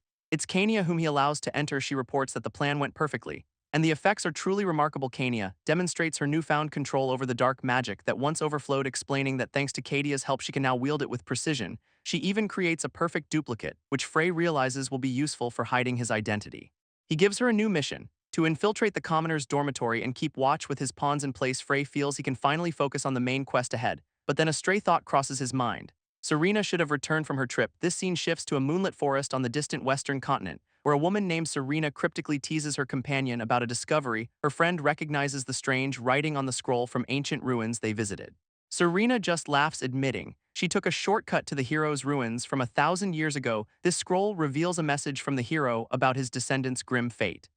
And a lack of chicken. Serena smirks, finding it all amusing, as she wonders how Frey will react to the truth. Back at the Grand Academy, life continues under a bright, clear sky. Frey prepares to depart with Kania, holding the carriage door open for him. As he steps toward the carriage, he glances up and sees Amaryllis watching from a window. Her face a portrait of sorrow as she looks down on the brother. She no longer recognizes Amaryllis, watches with a heavy heart from the window as Kania signals from inside the carriage that it's time to leave. She asks if he's sure about not seeing Lady Arya, but Frey's cold refusal leaves her with a worried expression. As the carriage rolls forward, Kania asks about his first main quest, explaining she needs the details to provide better support. Frey agrees, realizing she could act in his place if something went wrong, and reveals the mission is to capture the culprit behind the dormitory attack. He recalls the previous quest where losing to Arena would have framed him, which he cleverly cleared by orchestrating the incident himself, knowing he could have just bribed his way out if he were ever caught. But since that plan failed, the true culprit is now a mystery, and Kania warns that if he stages it, another attacker will likely appear. She calls the system troublesome as Frey decides to hunt for demons in the dorms. Surprising Kania, who thought nobles were the target, he explains the empire is corrupt, with nobles pushing commoners to rebellion, creating a volatile situation where any spark could ignite widespread riots. Kania realizes the demons plan to exploit this chaos to take over the empire, and Frey confirms a prophecy about the Demon King's forces taking action. If he fails, he tells her not to worry, as a certain item will make things simple, confidently stating it will be an easy fix now cloaked in the empire's back alleys. Frey declares they're all set. Holding a demon detector sufficient for any demon below the top ranks, Kania notes the system can identify even higher level threats, and Frey admits that while the system is usually trouble, it has its uses. Frey admits their current power isn't enough to find their target, this elusive heir to the Moonlight family, masters of intelligence and assassination. For now, they can only walk the back alleys and give it a try, but something in the darkness suddenly catches Frey's eye. He recognizes the starving children who were captured by the succubus queen. They lament wasting the gold coin a masked man once gave them. Hearing this, Frey stops dead in his tracks. Realizing he was naive to think a little money could truly save them, he makes a sudden decision. He's going to build an orphanage. Shocking Kania. As a hero with endless wealth, he declares he can't just look away, but Kania warns him that such a grand gesture would expose his identity. Frey then reveals a golden pocket watch, a mysterious item. It's a lifespan measurement device showing he only has 4 to 5 years left. He wants to atone for his sins by doing good while he still can. Kania listens with a heavy heart, moved by his confession, admitting that his reasoning is completely unfair to her, so she offers a solution. They'll build the orphanage in her name. She approaches the children, offering them a fresh loaf of bread, her expression softening with a genuine kind smile. Soon all the children gather around for food, bringing a moment of peace. With that settled, Frey's thoughts turn to the upcoming palace ball. Confident he can fend off any advances since he already has a fiancée elsewhere, a blonde girl is scolded for questioning a political marriage, her mother ordering her to secure a marriage with Frey Starlight. This woman coldly threatens to sell her off if she dares to fail. This door slams shut, leaving the blonde girl alone and defeated in the grand hall, her hands clenching her dress. As she mutters that it's impossible with tears in her eyes, she declares she'd rather die than marry that trash Frey.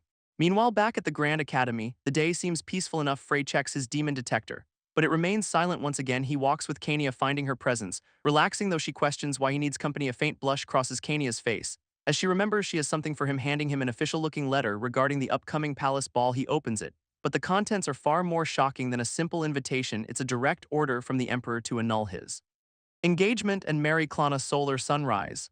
Frey is completely stunned, recalling the ancient vow between the hero and the first emperor, and Kania is just as flustered, caught completely off guard by the sudden news. As a headache hits Frey, Kania vaguely recalls reading about this vow. In a prophecy, his thoughts are interrupted by a group of girls rushing toward him, shouting his name. They've heard rumors he's seeking a marriage partner and eagerly offer themselves up. Frey puts on a charming smile, asking them not to spread such baseless rumors. While Kania gets uncomfortably squished in the middle of the eager crowd, she finally pushes through, declaring that the young master's fiancé is already decided, holding up the letter as proof that it's an order from the emperor himself. One of the girls scoffs, vowing she'll marry Frey no matter what. As they leave, Kania worries about the rumors, but Frey says Klana isn't the real problem. A dark aura surrounds Kania, frustrated by these constant near-fatal encounters with Frey.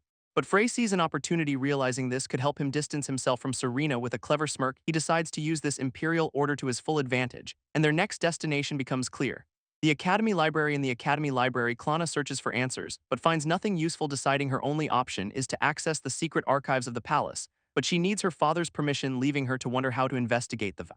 A flashback reveals the Empire's origin, founded by the first emperor 1,000 years ago with the help of the heroic Starlight family, who defeated the Demon King, and the shadowy Moonlight family, who operated behind the scenes. To honor them, the emperor granted both houses extralegal privileges, making Klana question why the royal family can suddenly issue an order instead of a request. She clenches her fist, wondering what kind of vow could grant such authority. Suddenly, a voice cuts through her thoughts.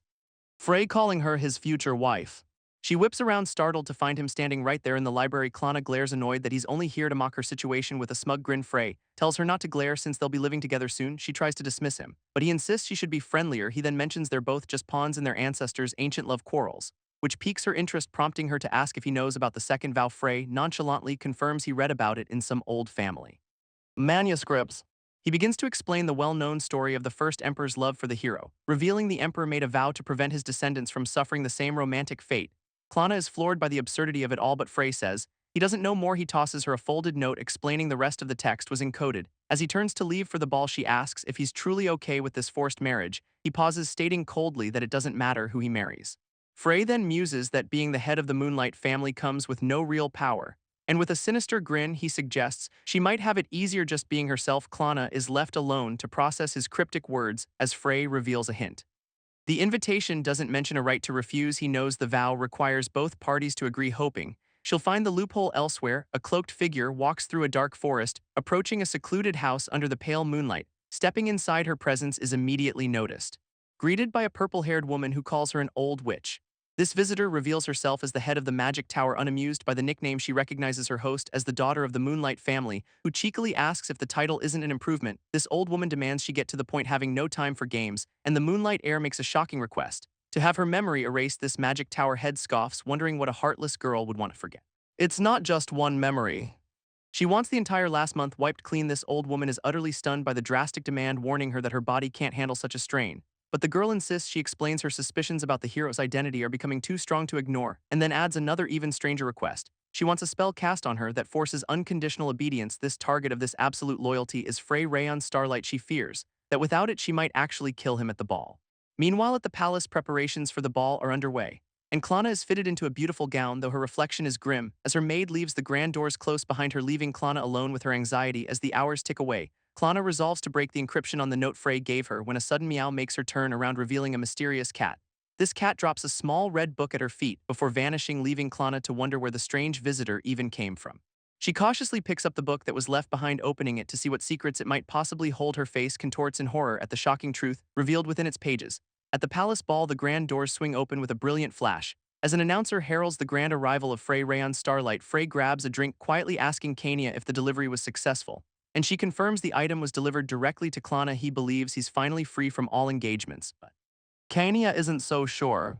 Frey remains confident, certain that his plan will absolutely work. He reflects on giving Klana enough hints to find the loophole herself, while Klana stands alone, resolved to reject the marriage. If she must, Kania asks about his deal with the Empress, which Frey dismisses as easy. But their conversation is interrupted by a hand on his shoulder. A blonde noblewoman with a sly smile asks for a moment of his time, and Frey instantly recognizes her as the one who bullied Irina. She offers him fake pity, saying she feels incredibly sorry for him, leaving Frey to question what she could possibly mean by that. This woman mocks his engagement to the untamed royal daughter, calling Klana a princess in name only, but Frey warns her to watch her words.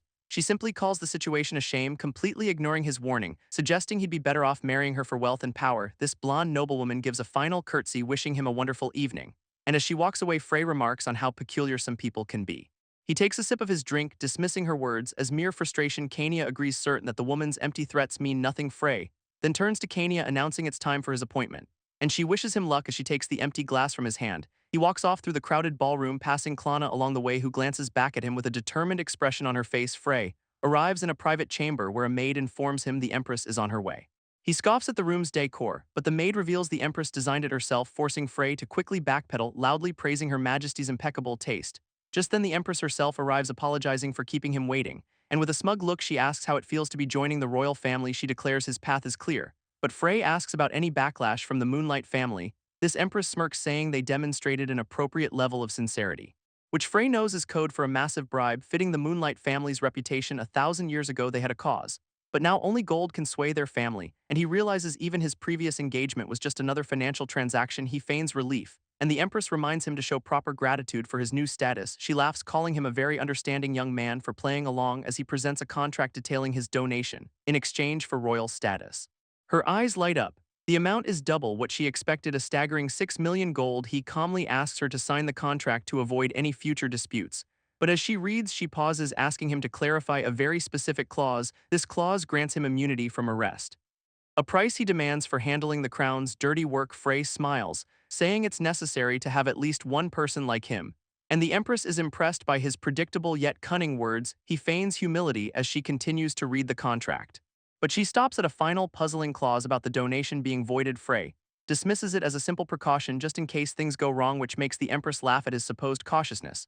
She assures him the engagement is absolute since they both agree, but Frey continues to play the part of a careful businessman, insisting again that it's nothing more than a simple failsafe. She finally agrees with a wink, promising to handle the donation properly, and as Frey takes his leave, she vows to send the stamped contract. His pleasant demeanor vanishes the moment he's out the door, smirking that this deal will make playing the villain much more tolerable. As he steps back into the hall, a voice declares the matter settled. It's Klana, demanding to know about the transaction he just made. Frey smoothly deflects, claiming they were discussing the nation's future, but Klana sees right through him, calling out his selfish desires. She steps forward, telling him he'd better wake up to reality, and gets close to warn him that things won't go his way. A tense silence hangs between them as they stand apart, and as she walks away, Frey realizes he's found his escape route. He smirks, ready to enjoy a front row seat to her inevitable rampage. This scene shifts to the Grand Palace under the moonlight, where the royal ball is in full elegant swing. Frey sits at a table with Kania, reviewing some papers with a thoughtful look. He reviews the stamped contract, confident it will cement his villainous reputation. But Kania interrupts his thoughts, noticing Serena is nowhere to be seen. Frey confirms she was invited, a thoughtful look crossing his face as he spots the empty reserved seat for the Moonlight family. Kania notes they rarely attend such events, especially after the annulment. And while Frey agrees he seems to have expected something different, he thought she'd at least show up under the pretense of killing him. But Kania points out there's been absolutely no movement from her side. Frey muses that she's just observing for now, unlike her usual decisive self. And as Kania resolves to stay on guard, an announcer's voice cuts through the hall. This grand doors swing open with a brilliant flash of golden light, heralding the grand entrance of the son of the Empire. Emperor Izian and Empress Raimi make their way down the grand staircase, and Frey watches their arrival with a cold, unreadable expression. This emperor formally announces the engagement of the third princess and Frey Starlight before yawning, citing an ancient pledge as the reason for the union. He quickly grows bored, leaving the rest of the proceedings to the empress, who then calls for the two involved to step forward. Frey is announced first, wearing a confident and knowing smirk, followed by Klana Solar Sunrise, whose face is a mask of grim determination. This two stand before the royal court, framed by an arch of roses. As the empress formally asks Frey if he consents to the engagement, he kneels without hesitation, giving a simple, clear yes, and takes Klana's hand, asking her to marry him in front of everyone. This empress smirks, turning to the princess to ask for her final answer. Klana takes a shaky breath, the entire court waiting for her answer, before she loudly declares that she does not consent to the engagement. This crowd erupts into a flurry of shocked and amused whispers, and the empress furiously objects, but Klana insists she has the authority. She cites the ancient pledge made between the Starlight family and the first empress, which clearly states that a marriage requires the consent of both parties.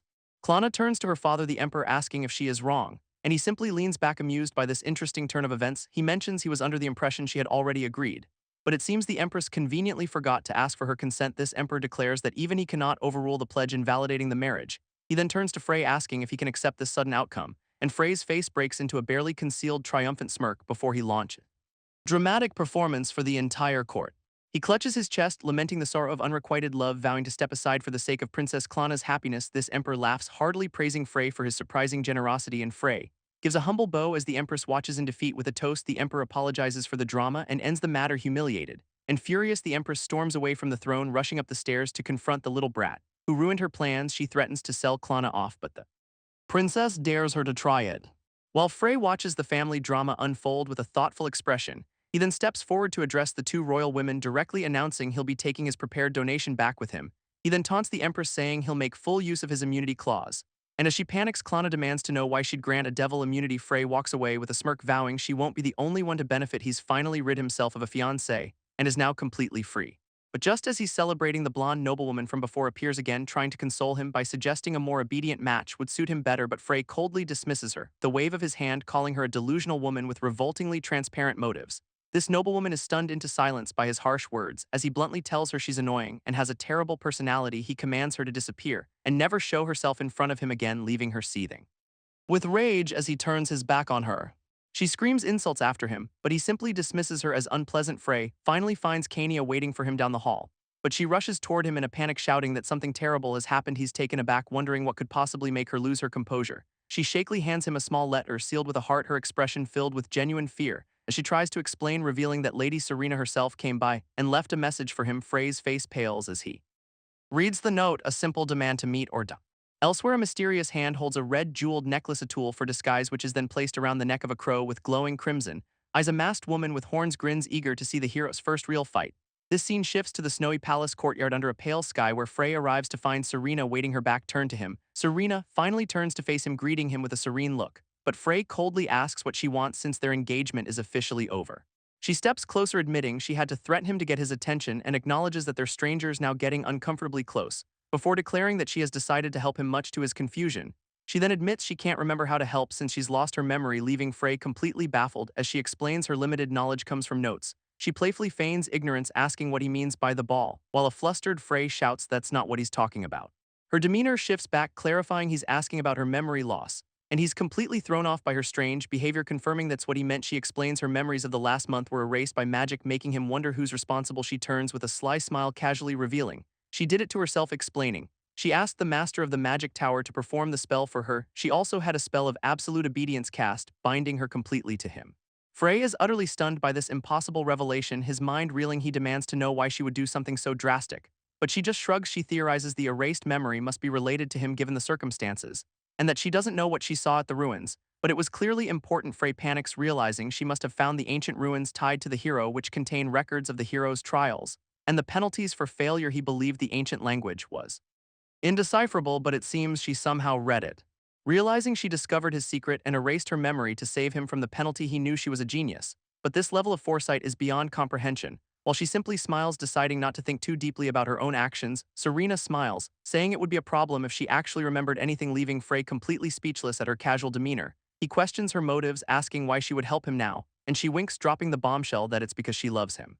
Frey is stunned as she calls him a scumbag, but says she loves him anyway, and with a final knowing smile, she bids him farewell for now. She walks away, telling him to call her if he ever needs any help, leaving Frey to watch her go. Feeling like he's been utterly played, he sighs, trying to find the silver lining in this chaotic turn of events. He realizes he can now use Serena's abilities and the Moonlight family's intelligence network, and a sly grin spreads across his face as he considers his new asset.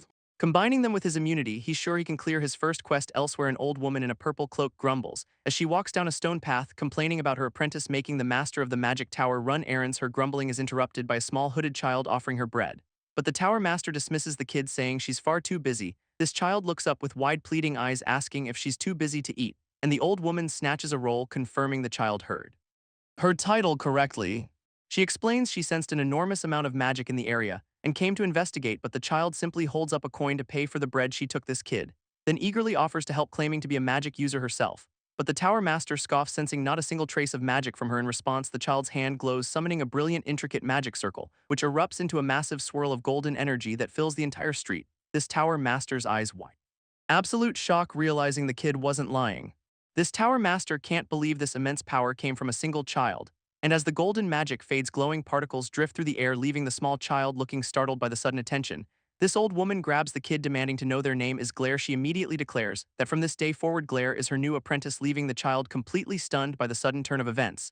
This scene shifts to a dark, ominous throne room somewhere else entirely, where a red-haired woman smirks, tired of hiding because of a penalty. A crow with glowing crimson eyes lands before her throne, and she informs her subordinate that it's finally time to make their move. She reveals her plan to attack the commoners' dormitory as a diversion, and the crow agrees to seek out suitable attackers for the mission. This red-haired woman gives a sinister smile of approval, ordering the crow to find humans overflowing with negative emotions. She explains that those with jealousy and pride are easier to control with black magic. And the crow vows to begin its search at the academy. Immediately back at the academy, Kania finds Frey and asks what he's doing, and he simply replies that he's busy making some plans. Frey believes it's wise for them to start gathering their strength now, and Kania correctly guesses he's preparing for the upcoming attack. He confidently tells her there's no need to worry about the aftermath, since his immunity allows him to spread rumors and focus on the real culprit. Kania still worries, asking what will happen if they fail to catch them. But Frey just smiles, telling her that failure isn't an option because the demon detector is a special item, unaffected by any disguise. He explains the system is the only exception, making it impossible to deceive. Frey waves off her concerns, telling her not to worry about it. But their conversation is interrupted by Serena appearing in the doorway. Kania glares, telling Serena she shouldn't enter without permission. Serena smirks behind her fan, asking if she needs permission to see her fiancé. Frey shouts that their engagement was annulled as she inspects the room. He sighs in frustration, remembering she told him to call her when needed. Serena then turns her attention away from the room's decor, her gaze landing on Kania with a sharp, questioning look. Kania identifies herself as his butler, but Serena questions her true intentions with a fierce expression. Kania insists she would never harm her master. Serena's golden eyes narrow, scrutinizing Kania for any sign of deception. She finally concludes that Kania's body language proves she's telling the truth. Serena tells a nervous Frey that his butler can be trusted, and then asks if he needs her help with anything before she leaves. Frey's expression hardens as he reveals he has an order for her. He commands her to never be certain about anything related to him. Her eyes glow with purple magic as the obedience spell forces her to accept. Frey knows this clever command will prevent any system penalties from triggering. He recalls that the path of the false villain only punishes on absolute certainty, a painful lesson he learned when Kania's certainty almost got him killed. With his safety security hands Serena a scroll with his request. It's a map and a demon detector detailing a planned attack on the commoner's dorm. He orders her to use the Moonlight family for surveillance, but she questions his motives. Frey shuts her down, coldly stating it's an order, and not to ask questions. This obedience spell forces Serena to accept his command, her eyes glowing purple. And Frey then orders Kania to report anything suspicious immediately. Serena gives them a final mischievous smile as she leaves, once again declaring her love for him before she departs. This door slams shut, leaving Frey completely drained by the encounter. Kania admits Serena is unpredictable, but her skills are undeniable, and Frey just smiles, saying all they can do now is wait patiently. This scene shifts to the commoner's dormitory as evening falls, where masked agents from the Moonlight family move across the rooftops. One of them reports to Serena that everyone is in position, confirming they've deployed demon specialists to aid in the search. Serena tells her she's counting on her, and the agent vanishes, leaving Serena to review the designated locations on her map. Suddenly, the red-eyed crow lands on a bench just behind her, observing the area from a high perch and noting 6 key points. It dismisses Serena as a potential culprit, sensing no strong emotions from her. This crow recalls its master's words. Not just anyone can be the assailant. As a vision of the red-haired woman bound by dark chains appears, revealing they need a powerful magic user to sacrifice the entire dorm to free her. Elsewhere, a blonde-haired girl in pink shoes walks down a hallway, and the crow watches her intently from a nearby tree branch. She's seething with rage, cursing Frey's name under her breath, remembering the humiliation she suffered at the ball because of him. As she vows revenge, dark energy swirls around her, and the crow sees it all. Its eyes glow ominously as it whispers that it has finally found its target. This crow's dark feathers drift through the crimson sky, startling the vengeful blonde girl. As its shadow passes over her, it descends with glowing red eyes, a sinister jewel around its neck.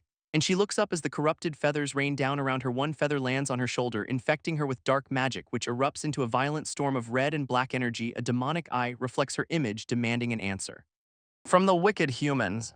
She stares at the crow in the window, asking what it is, and it reveals itself as a servant of the demon lord now under its control. She vows to attack the commoner's dormitory. This next morning, Kania serves Frey his coffee in a sunlit room, and he savors the rare moment of peace, noting how quiet things have been. Frey then turns to Kania, asking if she'd like to go out with him later, wanting to buy her new clothes and treat her to a meal for her hard work. He stammers that it's not enough, noticing Kania is frozen in shock. Blushing furiously, she wonders if he's actually asking her on a date. As she nervously agrees to Geo somewhere nearby, Frey suddenly reacts because a long-haired girl bursts into the room screaming his name. She urgently reports a leak of suspicious magic from the commoner's dorm. Frey and Kania's peaceful morning is shattered in an instant. He grimly decides they'll have to postpone their plans for now. They watch as a sinister red aura envelops the distant dormitory building.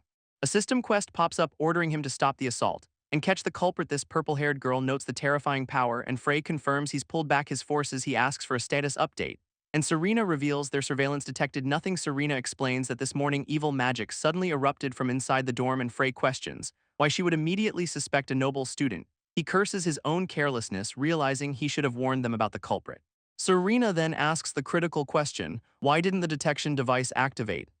Frey clenches his fist, deciding to prioritize dealing with the immediate threat. Kania urges caution, but he insists there's no time to waste, and they must act now. He reveals the Stone of Dominion, planning to use it to control the attacker, an item capable of subduing and manipulating a target's mind once per day. A new plan forms in Frey's mind, one that could solve all his problems, but he suddenly shouts for everyone to hide as a group of girls runs past. He quickly shushes his companions, keeping them hidden in the bushes. This three girls race through the woods toward the corrupted dormitory. One of them, a red-haired girl, confirms she can sense the evil presence nearby. Determined to save everyone inside, the trio charges headfirst into danger. Frey watches them. Geo, confused as to why Klana and Furlach are with Irina, he wonders if they've formed an alliance without his knowledge, and a grim smile crosses his face as events spiral out of his control. Kania demands an explanation, but Frey orders Serena to cast a recognition-blocking spell. Serena glares, annoyed by the command, but ready to comply. She raises her fan, unleashing a powerful wave of purple magic, and confidently declares that she can handle the task with a barrier now concealing them. She asks Frey what he's planning to do. Frey's expression is serious as he considers his next move. His plan is simple: find the attacker being controlled by the demon, then use the Stone of Dominion, claim responsibility, and clear the quest. Frey decides explaining is a waste of time. An order is much faster. He tells Serena to stop overthinking and just help him find the magic source, and her eyes glow purple as the obedience spell forces her to agree. Frey's hand crackles with crimson energy. As he prepares to move out with Kania and Serena flanking him, he's ready to get this over with. They enter the dormitory, walking down a dark and corrupted hallway when Kania suddenly screams a warning for him to look out. A grotesque monster lunges from the shadows, its fangs bared.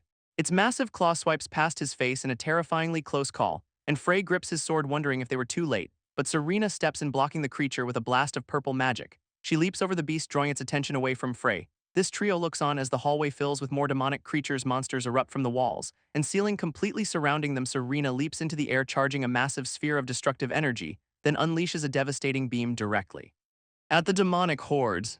These beasts are caught completely off guard by her overwhelming power. One of them screeches as it's vaporized by the magical assault in a brilliant flash of purple light.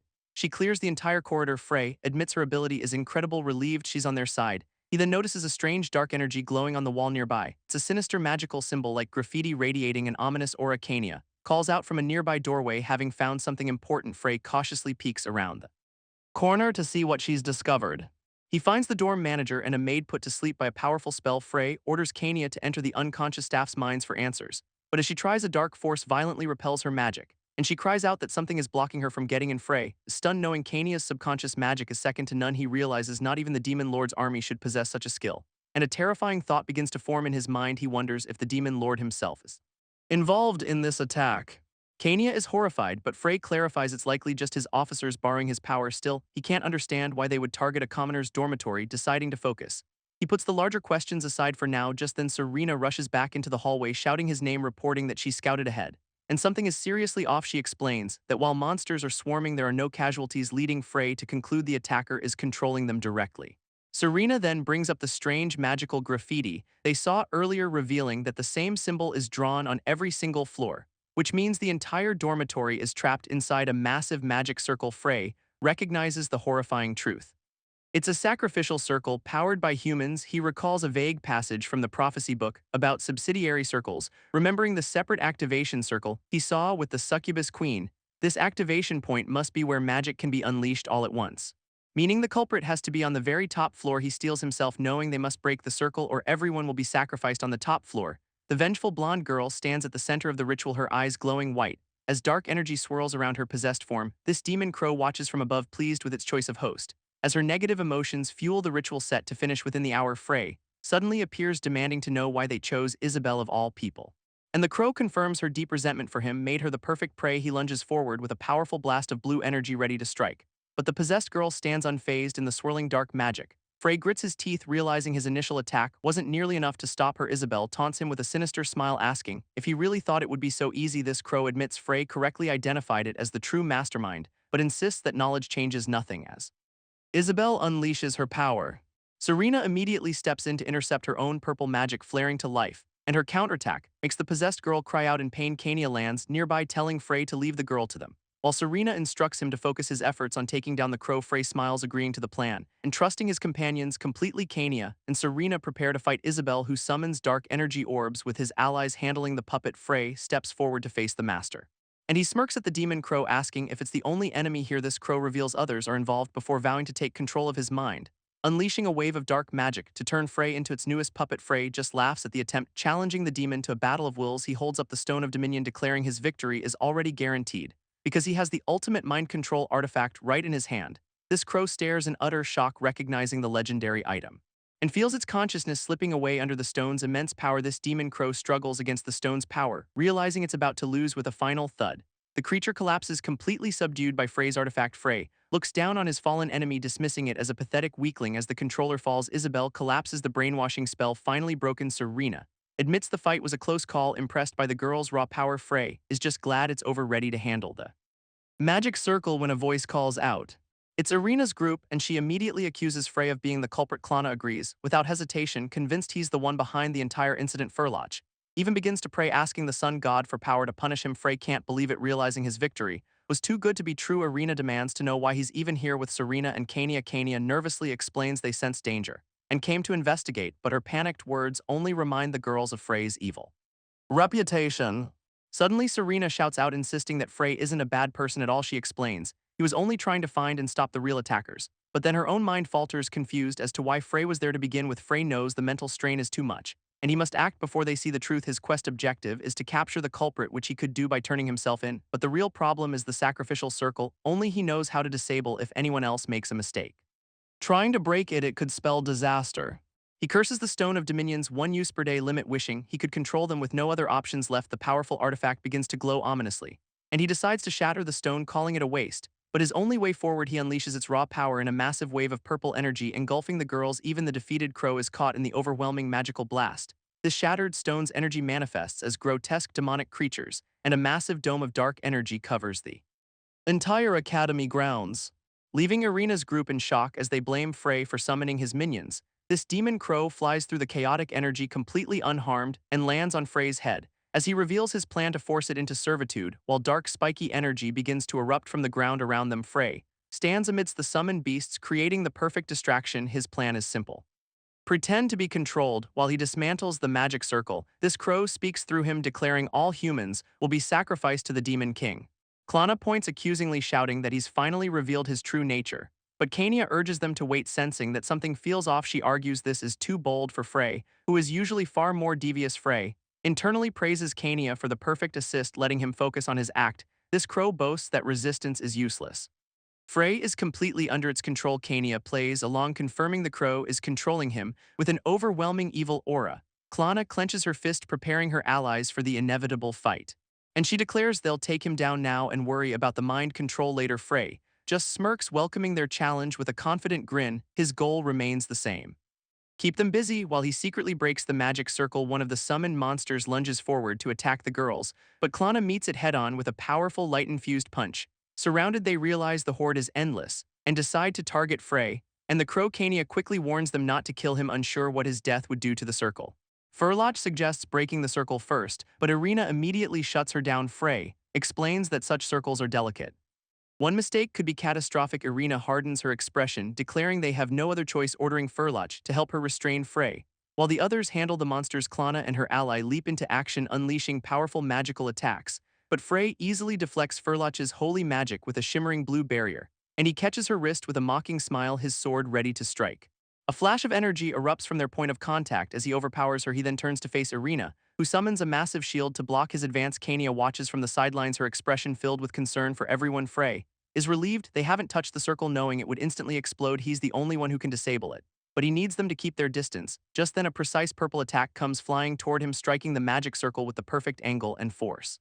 Frey recognizes Serena's magic, wondering why her attack was so weak. She hides her face behind her fan, feigning ignorance about the details, but winks, revealing she'll play along with his plan for now. Frey is stunned, realizing her sharp mind saw right through his entire act with an unexpected ally. He thinks this just made his job much easier. Irina screams for him to surrender, unleashing a blast of holy energy, but Frey ignores her, his mind focused on the task at hand. He knows the only way to erase the circle is to neutralize it with opposite magic.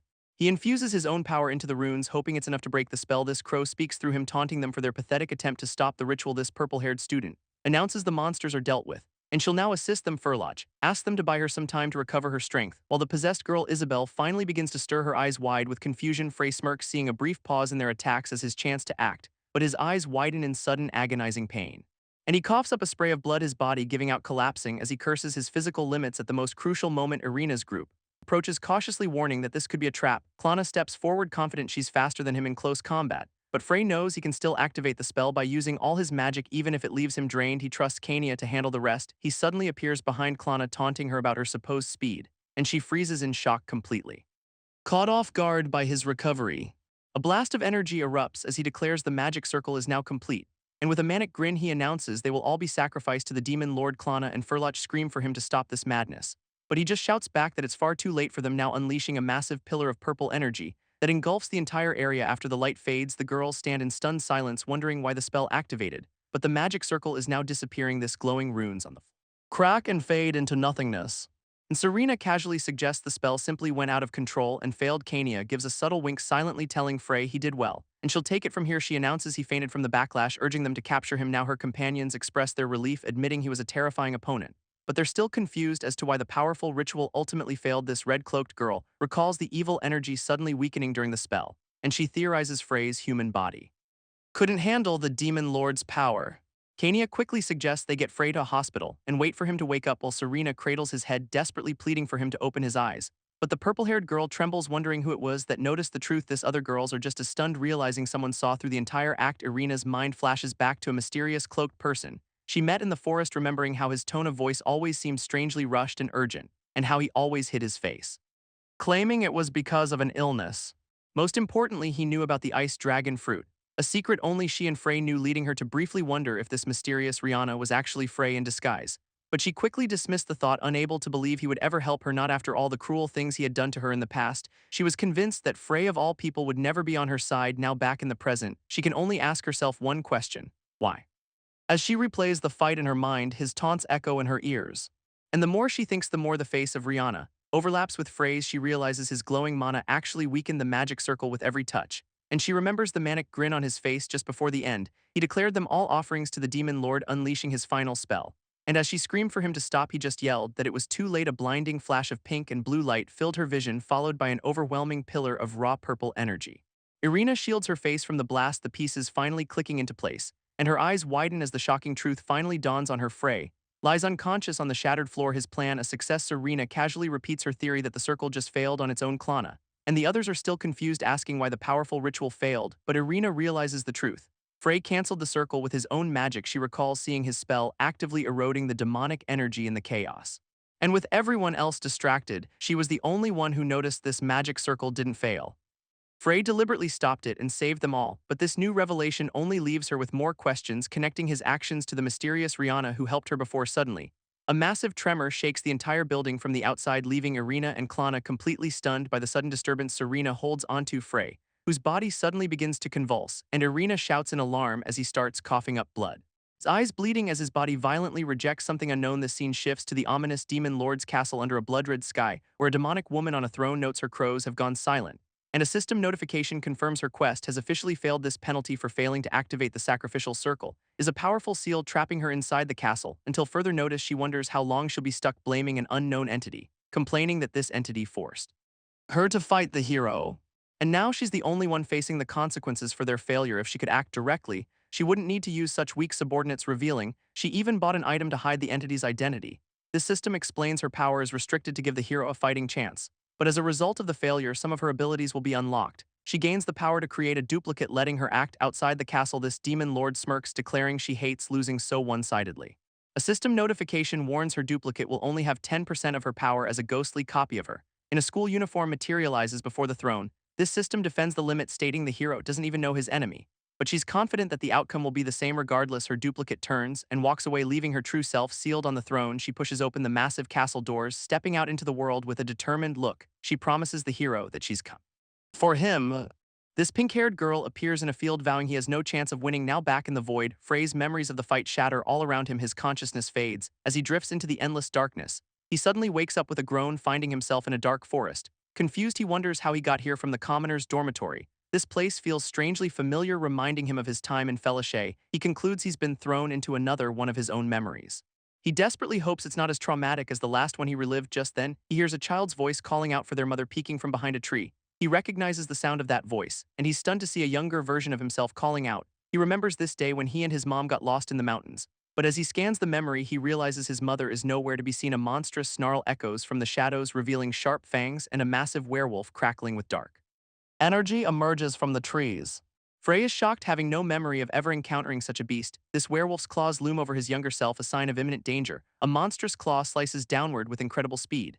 As the werewolf lunges for young Frey, who screams in pure terror. Present-day Frey watches the scene unfold, completely bewildered by this memory, when suddenly a ball of fire erupts from an unseen hand, engulfing the beast in a massive fiery explosion. This werewolf is thrown back, leaving young Frey stunned by the sudden rescue. And a mysterious red-haired girl announces she's finally found him. It's a young Irina, demanding to know why he's out here all alone. And the kid immediately thanks her, overjoyed that she saved his life. But she coldly rejects him, declaring she hates nobles and isn't his friend, leaving present-day Frey to realize this is their first meeting.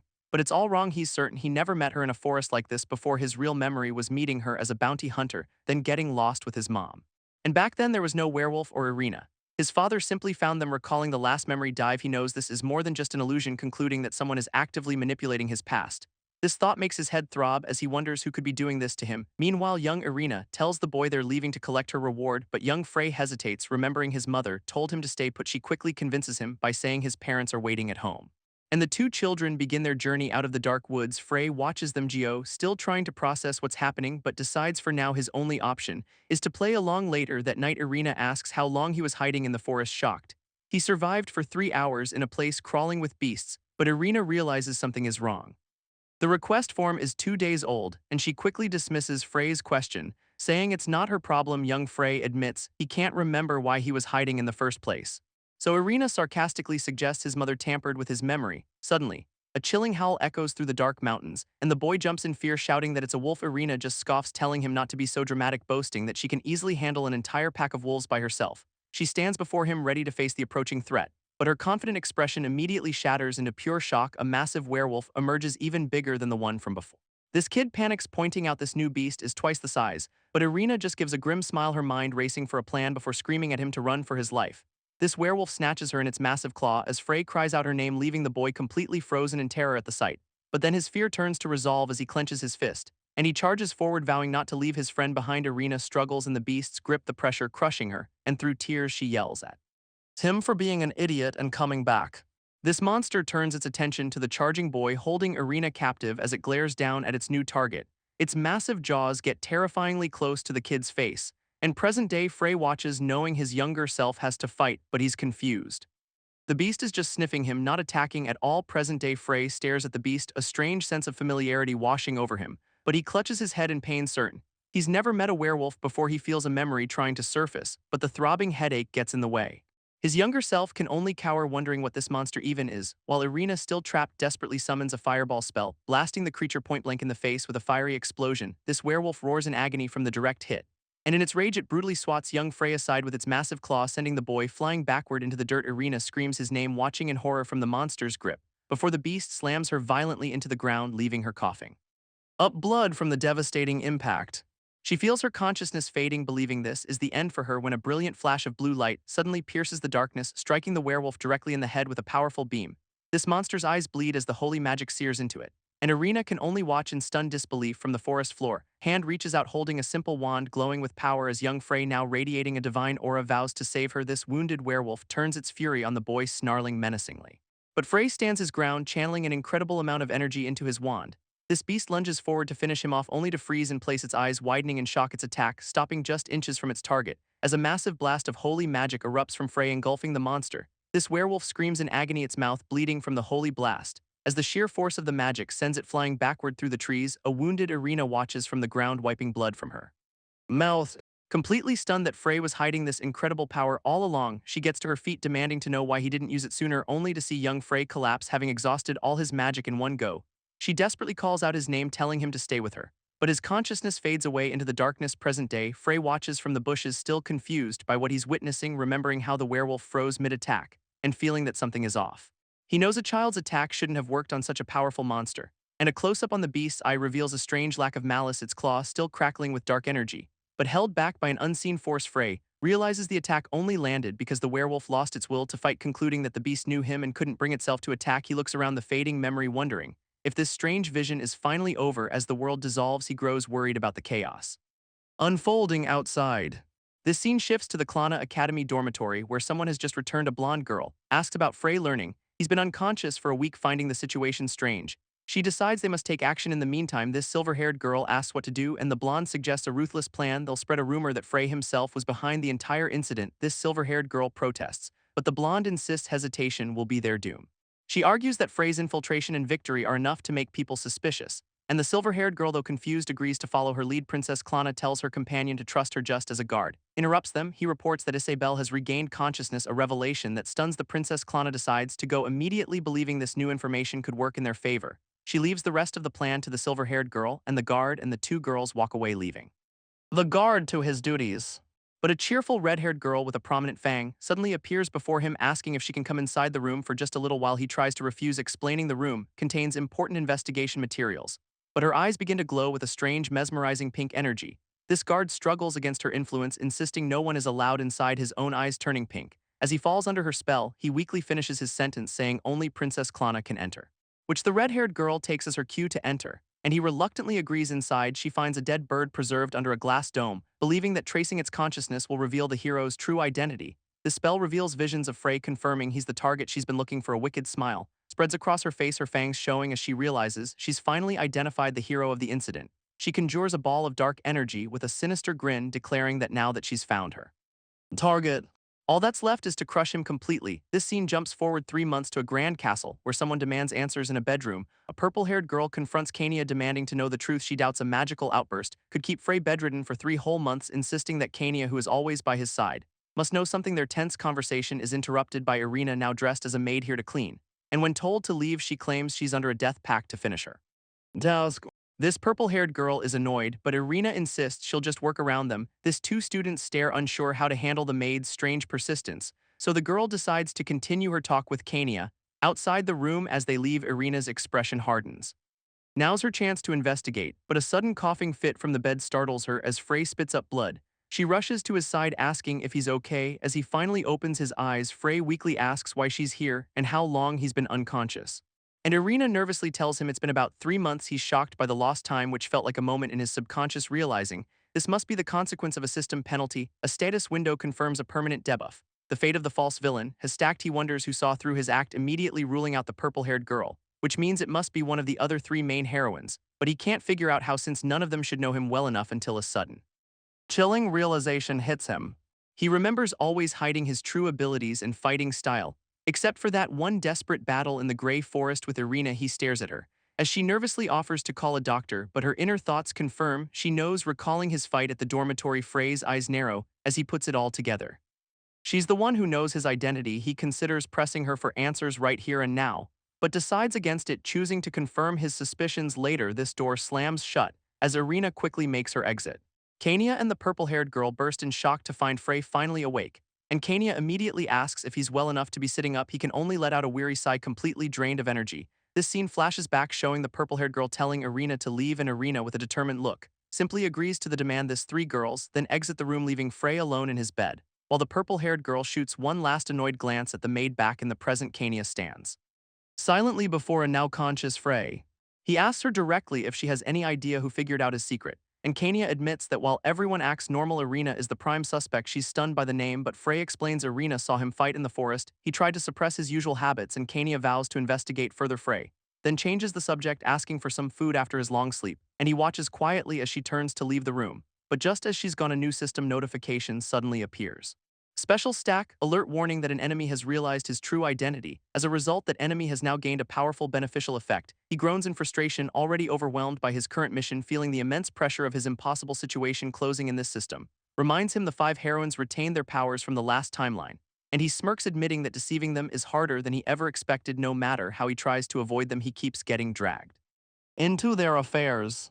In these moments, he finds Kania's presence truly reassuring as she hums a happy tune, completely focused on making him a meal. She clenches her fists, vowing to protect him as he knows he'd be lost without her. Meanwhile, Irina walks through the city streets, lost in thought, wondering why the hell Frey is so determined to hide his true identity, and she briefly considers just confronting him directly about it. But she holds back, admitting there's still a chance she's mistaken. She decides to watch him a little longer, waiting for Kania's investigation.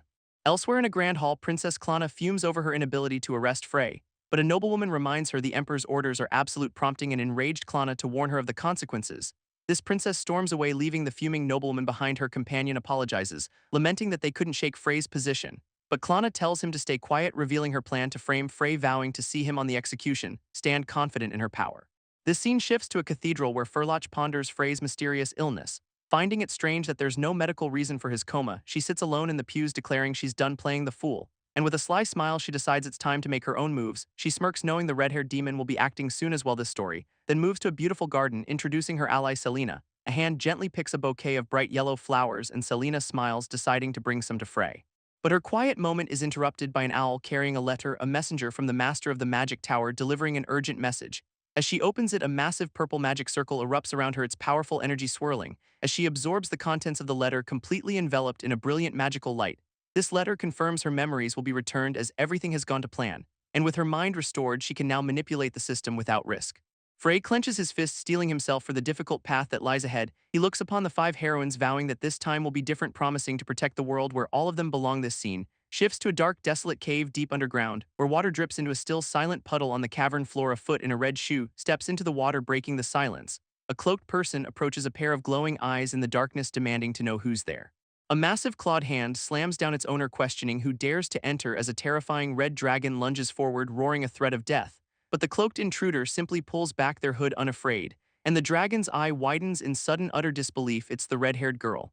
The demon lord, who confirms this is just her avatar. She gives a single command: summon the demon lord's army, smiling wickedly as she declares the time has finally come to destroy the hero. A flashback reveals the legendary hero of old and his descendant Frey, who once followed a prophecy that led to the deaths of all the heroines. This unlocked the path of the false villain, a chance to save everyone by being hated, and the only way to succeed was to ensure the five heroines kept their memories. A gallery of their faces shows they all remember the past timeline, and Frey is horrified to learn they recall every evil deed he committed. He had to survive their constant attacks just to clear his first quest, and back in the present, he violently coughs up blood from the strain. He draws his sword, admitting the 3 penalty stacks are taking a heavy toll. He laments the system's cruelty, throwing a hard quest at him. So soon as an army of spectral skeleton knights descends upon him with a steely gaze, he parries the first vicious strike. But the glowing blades of the undead just keep coming. Frey expertly weaves through the relentless, coordinated assault, then lunges forward with a defiant battle cry. He lets out a determined roar, refusing to be overwhelmed, and vows that he will never give up on this fight. This scene flashes back to a few hours earlier, with Furloch calling his name, annoyed that he's slacking off while she's trying to work. But he just teases her, saying her staring is making him flustered. She angrily reminds him that he's under disciplinary punishment after the commoner dormitory incident. Frey avoided being named the mastermind, but the rumors of his involvement spread too quickly to be suppressed, and while the imperial family and the order defended him, they were forced to hand down punishment for the sake of appearances. His sentence was to assist with the Sun God Order's orphanage festival, a task to be completed under Furloch's direct supervision. Since his false villain route forbids good deeds, he's slacking off on purpose. But even so, he finds this entire situation frustrating, thinking her constant watchful gaze is a bit much. He turns to her, deciding to call her out on it, and asks if the busy holy maiden should really be watching him so closely. She stammers that she has to in case he tries something bad. Again.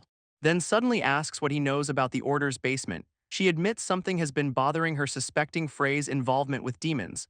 But a sudden realization makes her stop mid-sentence, flustered. She tries to take it back while Frey mulls over her basement question. Just then a new system notification appears.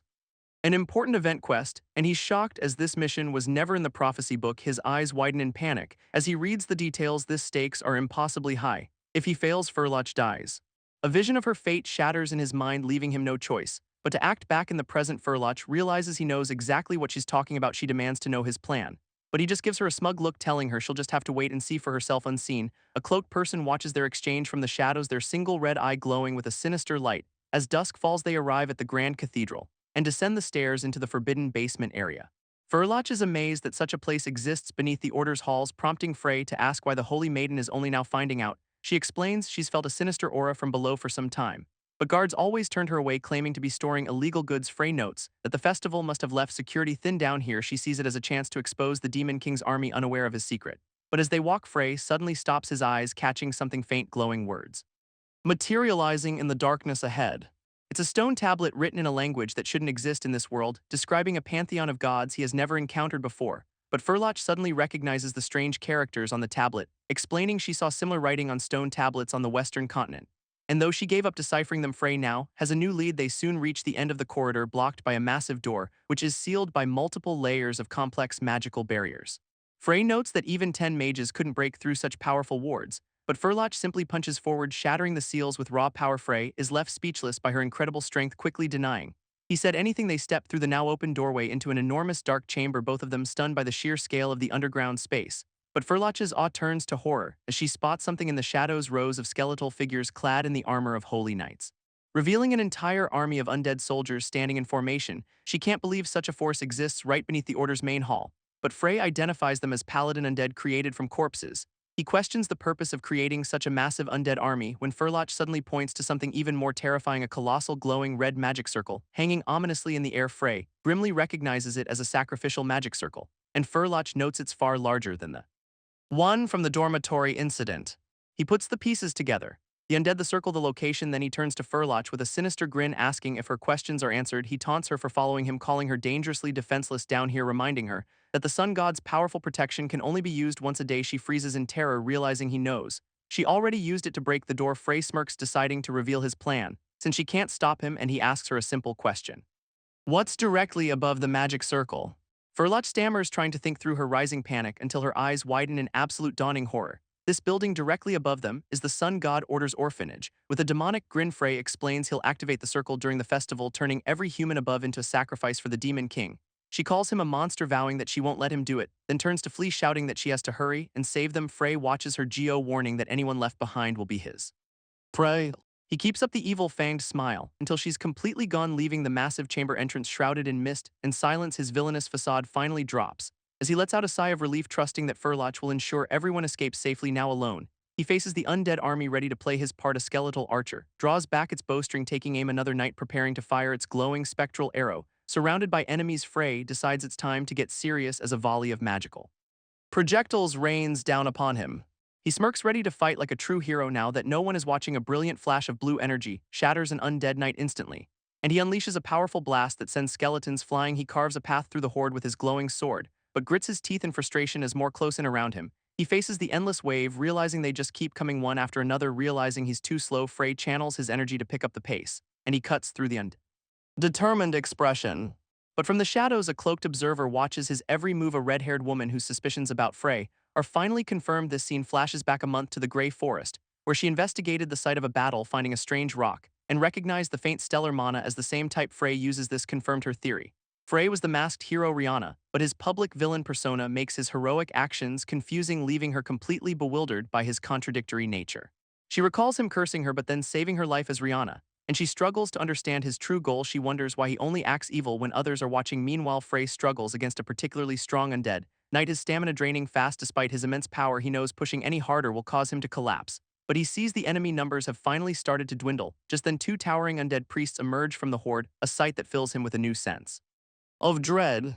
He identifies them as priest undead beginning a dark ritual, and the massive sacrificial magic circle above begins to activate its intricate runes, glowing with an ominous red light. Frey realizes with horror that the ritual is being forced, and he desperately unleashes his power to break free. With no other choice, he charges toward the undead priests, pushing past his limits. Frey grits his teeth with bloody determination, and he surges forward with a burst of incredible speed, leaping into the air to strike down the towering undead priest. His attack connects, shattering the monstrous foe into pieces, and he lands just as the second priest unleashes its dark power. He collapses to his knees, believing he's finally saved the orphanage.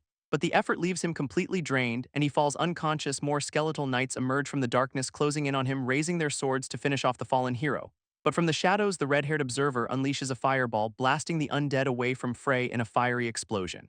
She lands beside him, ready to defend her confusing ally, and erupts in a vortex of flames to hold back the horde. Another wave of fire incinerates the approaching skeletons, and she rushes to Frey's side, trying to shake him awake. Realizing she has to carry him, she struggles with his dead weight. As flames swirl, the undead knights begin to advance again, their purple auras glowing menacingly in the dark. She panics, realizing she just used her very last attack. Scroll desperate, she reaches into her pouch for anything she can use, and her fingers close around another scroll she'd forgotten about. A flashback reveals a shady merchant gave it to her as a freebie. With no other options, she decides to bet everything on this one scroll. She tears it open, unleashing a massive glowing green magic circle, and she stares in shock as its immense power surges around them. She realizes in horror this isn't an attack spell at all, as the green magic circle engulfs the undead knights, and a massive flash of light teleports them away with a scream. She wakes up dazed in a strange forest, Frey unconscious beside her, and quickly checks his pulse, relieved to find he's still alive. Looking at the scroll's remains, she's baffled by what just happened, furious that the shop must have given her a teleportation scroll by mistake. But she looks around, realizing this isn't the gray forest, when her eyes suddenly widen with dawning recognition. She's standing before the secret base she and Frey built as children. This location is too close to the Starlight Estate. Coincidence? And she looks at Frey, knowing he holds the answers to everything, deciding to get answers directly. She pulls out a truth serum potion. Night falls over their childhood hideout in the quiet woods, and soon the sun rises on a new day. Frey sleeps soundly inside the makeshift shelter until he finally groans and begins to wake up, his eyes widening in complete surprise at who he sees. A young woman with purple hair sits before him, and he recognizes her as Kania, unaware of the red-haired woman's illusion. He thanks Kania, assuming she was the one who saved him. She smiles, glad he hasn't noticed his perception is being distorted, and Frey comments that the place feels strangely familiar. As he tries to remember, Kania quickly interrupts him, offering him a basket of food she prepared to distract him. He accepts the food, noting that this kind gesture is unusual for Kania, and he looks at her with a hint of suspicion in his eyes. Something about her behavior just doesn't feel right. She flinches when he calls her name, barely hiding her nervousness. But Frey is distracted by a familiar fruit, saying it brings back memories. He tries to recall its strange name from their childhood, and she supplies the answer.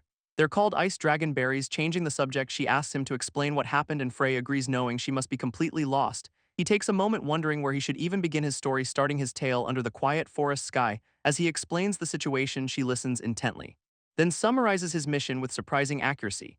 He's a hero facing constant setbacks. This truth sinks in, leaving her silent and deeply troubled. She tells him she needs to step outside for a moment, leaving Frey alone inside the shelter, confused by her sudden departure. Outside, her illusion finally drops, and Irina sighs at her own terrible acting. She sits alone in the starlit forest, trying to process everything, her mind a complete mess now that she knows the truth. She realizes with dawning horror that she's been hindering the hero all this time, but she can't forget the fact that he killed her in her past life. Overwhelmed by the contradiction, she wonders what she's supposed to do now, her expression hardening with unresolved conflict and pain. Suddenly, a massive blast of energy erupts right beside her, and she leaps to her feet, surrounded by flames, demanding to know who's there. But Frey's eyes are clear, confirming he saw through her illusion all along.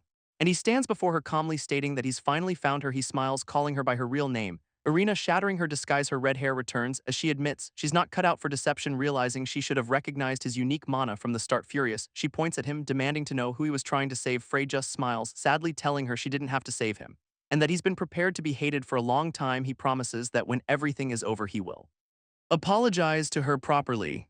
But until that day comes, he vows that he wants to protect her. Overwhelmed by his words, Irina hangs her head with a frustrated sigh, clenching her fist, and muttering that he's still such a pain. She reminds him that he's the one who keeps nearly dying, and if he gets himself killed, he can't very well apologize. Then she grabs his shirt, declaring she won't let him die until she gets that apology. Her fierce determination makes Frey smile, genuinely touched by her concern.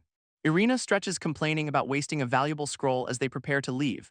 But as they walk, Frey thinks about their mysterious teleportation. This whole situation feels far too suspicious to be a simple coincidence, and he wonders if someone intentionally orchestrated this entire event elsewhere. A cloaked person in a purple robe approaches a large building at night. They reach for the heavy door, preparing to enter the establishment, where a bartender inside is cleaning up, announcing their close.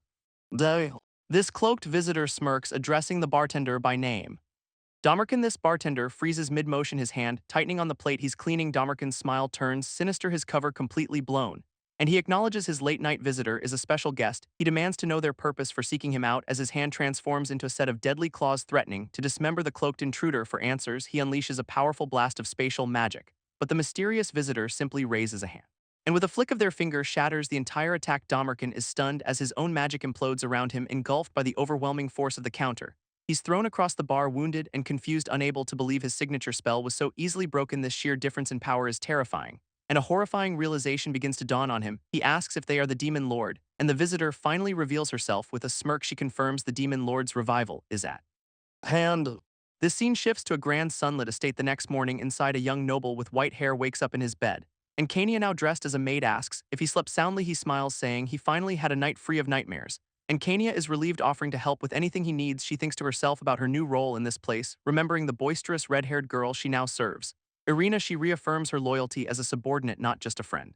Later, the young noble reads a newspaper, noting a recent commotion was contained. He assumes Kania and Irina have finally talked things through, as Irina warns that the one they must be most wary of is Klana, a blonde-haired girl who already sensed Kania's change of heart and has been plotting to kill him since the dormitory incident. She's even won over the elders of the powerful Moonlight family, and Irina confirms Klana will stop at nothing to have him assassinated. This white-haired noble smirks, realizing the situation is beyond Selina's control, but decides to focus on the main quest from the prophecy book. He sighs, knowing he must devise a strategy to avoid being killed, and plans to use the upcoming vacation to prepare carefully. This scene shifts to a grand lecture hall at the academy, where a professor announces a surprise special exam over the vacation. This unexpected news leaves the young noble completely exasperated, and he raises his hand, confused since the exams were already over. She explains that bribery invalidated the scores, forcing a retest, and the other students erupt in protest, shouting that it's unfair. This professor sharply silences one of the outspoken students before Klana reveals this is a direct order from the Imperial family. He can't believe the Imperial family is demanding fairness in exams. Realizing this must be Klana's doing a show of her new influence, this professor explains the exam is a defensive siege to protect a representative, and that nobles and commoners will vote for their own leaders. He assumes the commoners will undoubtedly choose Klana, while no sensible noble would ever vote for him, a supposed enemy. But to his shock, he and Klana are chosen as the representatives. Frey despairs at the noble's choice. As the professor prepares to announce the results, Klana is officially named the noble representative, and Frey is chosen for the commoners. This entire hall erupts into chaos, questioning how this mistake could have happened. A student confronts the professor, reminding her they were told to vote for who they support, but she reveals a cruel twist. They chose who to support, not who would lead their team. Now they must figure out how to defend the representatives. They accidentally chose Klana. Smirks as a new terrifying condition is announced. The winner can expel anyone. Frey realizes his academic future is on the line, a truly outrageous condition.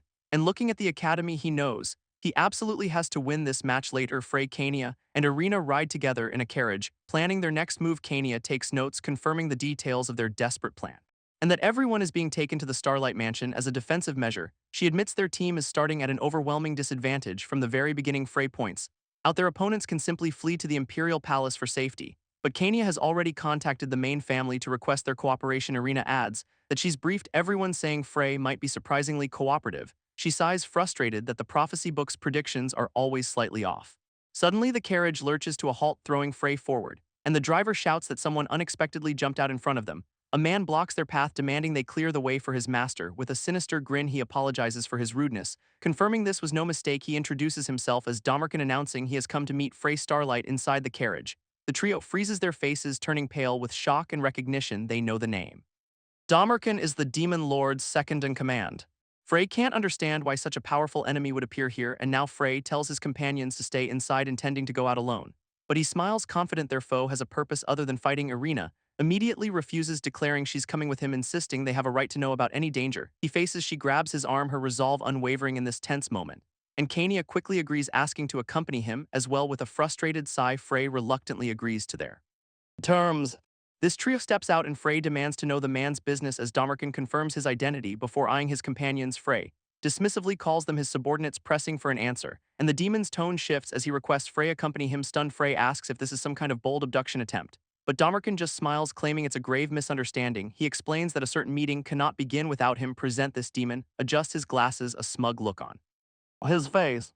Revealing Frey is now a member of the Demon Lord's highest echelon. Frey is utterly baffled by this sudden and bizarre promotion. He uses a skill to check for deceit, confirming Damarkin is serious. He realizes this is a chance to gauge the demon army's strength, and opportunity he can't miss even if it's a trap. He orders Irina and Kania to proceed to the mansion without him asking them to trust him, framing this as a potential opportunity. They reluctantly agree, but Kania warns him to flee if things go wrong.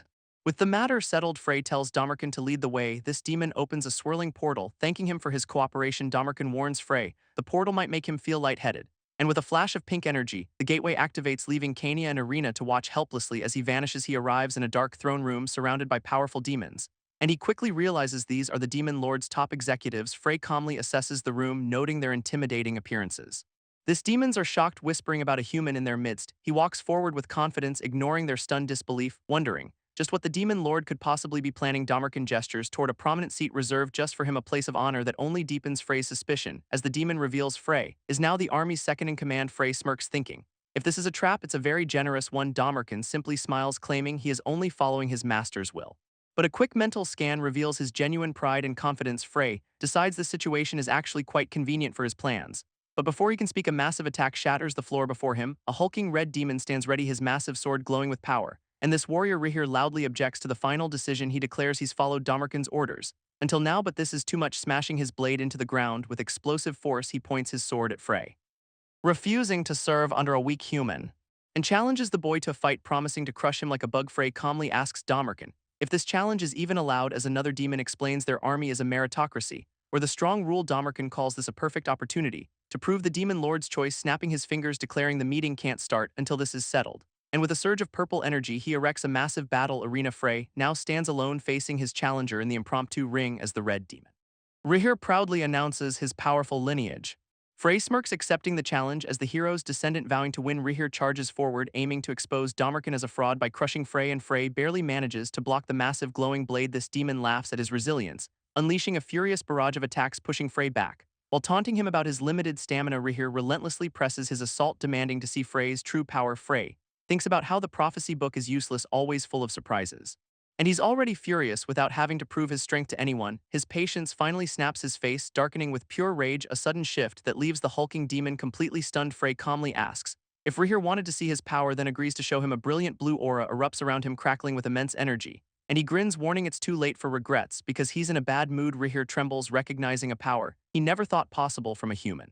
He tries to surrender, admitting his mistake, but Frey is already moving in with a cry. Frey unleashes a devastating blast of energy, point-blank, engulfing the demon warrior in a blinding blue light.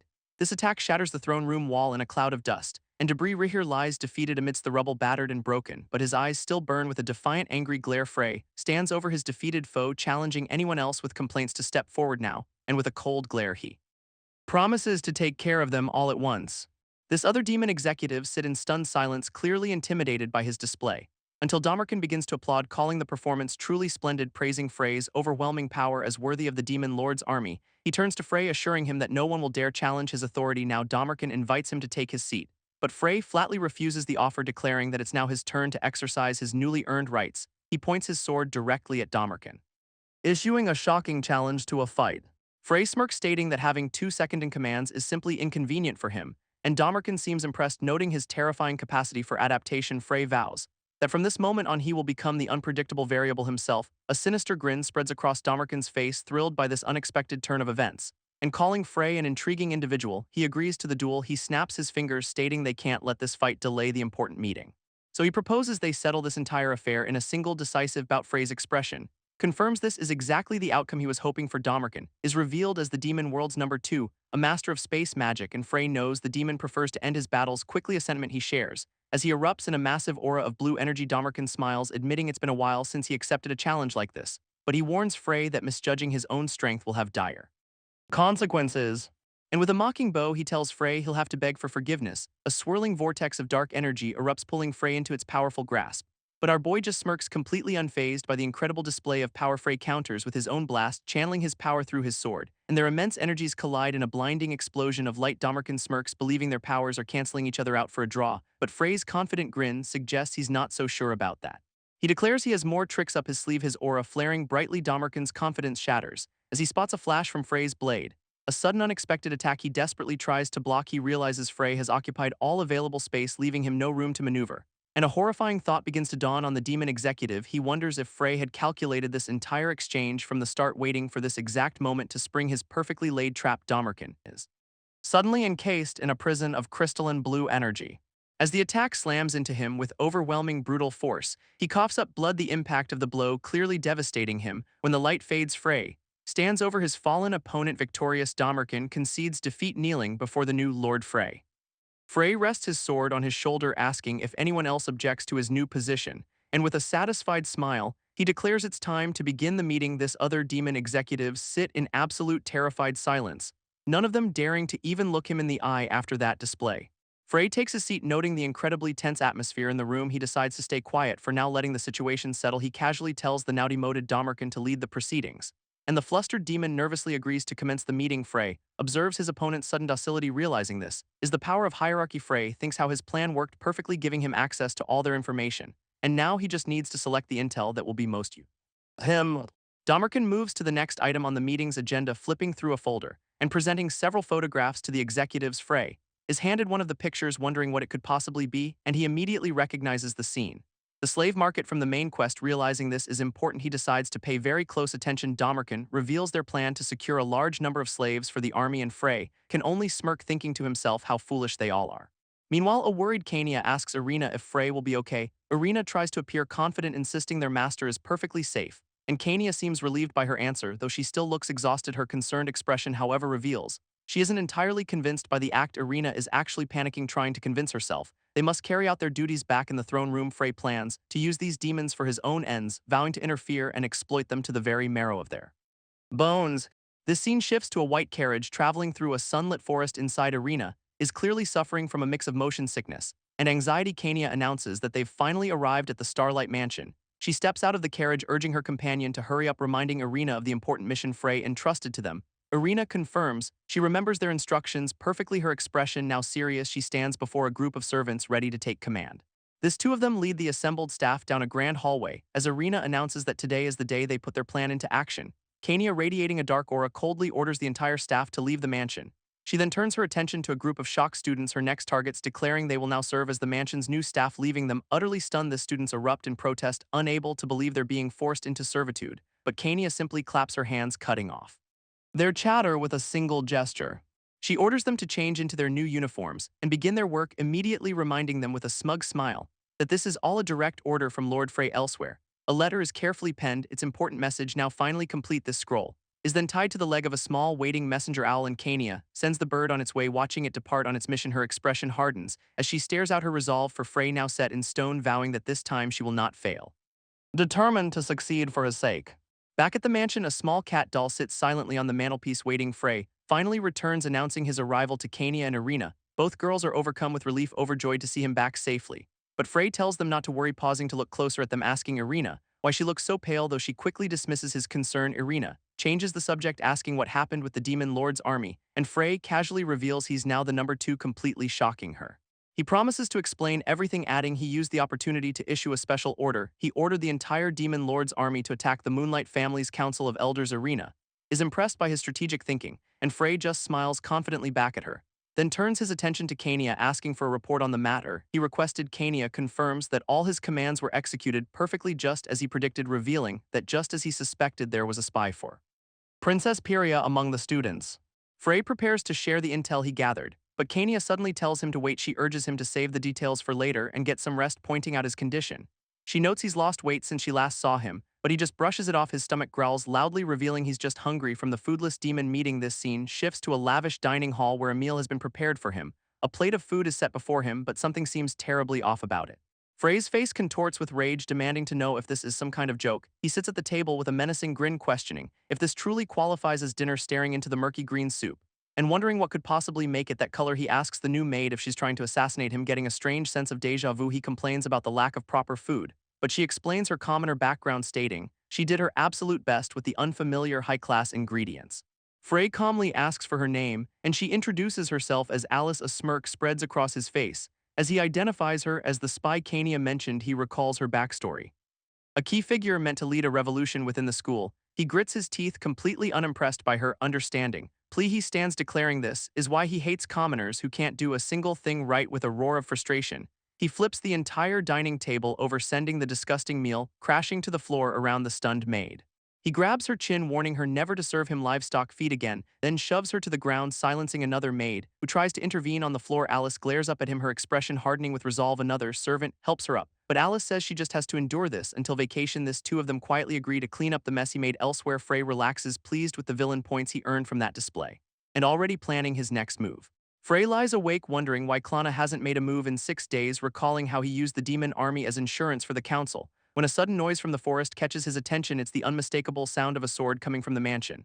And a terrible thought immediately crosses his mind, fearing that Klana has finally launched an attack on his people. He sprints towards the mansion, which is bathed in a strange purple light. Just inside the entrance, he finds 2 of his staff unconscious on the floor, and he rushes to their side, desperately trying to wake them. He breathes a sigh of relief, realizing they're only unconscious, not dead. He races for the main door, shouting to see if anyone else is safe.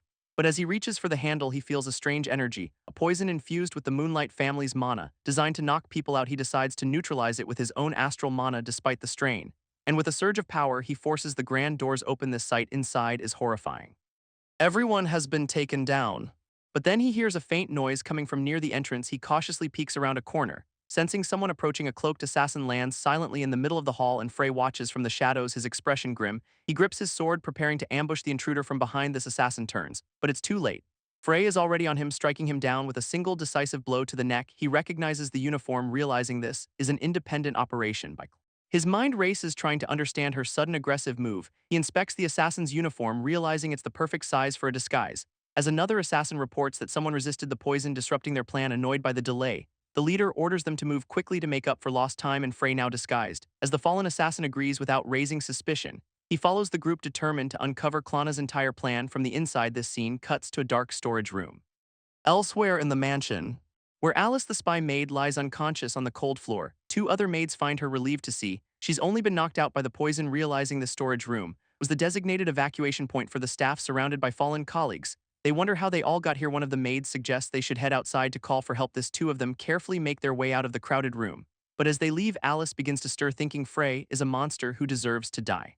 She's furious, however, that innocent people were harmed in this attack, wondering if the Council of Elders went rogue and changed the plan without her knowledge. Shaking off her confusion, she focuses on what needs to be done right now, her first priority being to get as many people as possible safely out of the mansion. Back in the main hall, the lead assassin confirms his team is assembled, giving the order to find Frey and disregard everyone else. Anyone who gets in their way or sees their faces is to be eliminated without hesitation. With their orders clear, the assassins leap into action, spreading throughout the mansion. Frey senses a surge of mana nearby, realizing he needs to move fast. His attention is drawn to a set of doors glowing with a powerful aura. As he gets closer, he's surprised to find the air is completely clear of poison. Realizing someone inside used their own mana to neutralize the threat, and he knows who's still in disguise. Frey stares at the glowing doors, wondering who's inside, and he throws them open, revealing a group of terrified maids huddled together. They gasp in shock as the cloaked assassin suddenly appears before them. He puts a finger to his lips, signaling for them to remain completely silent.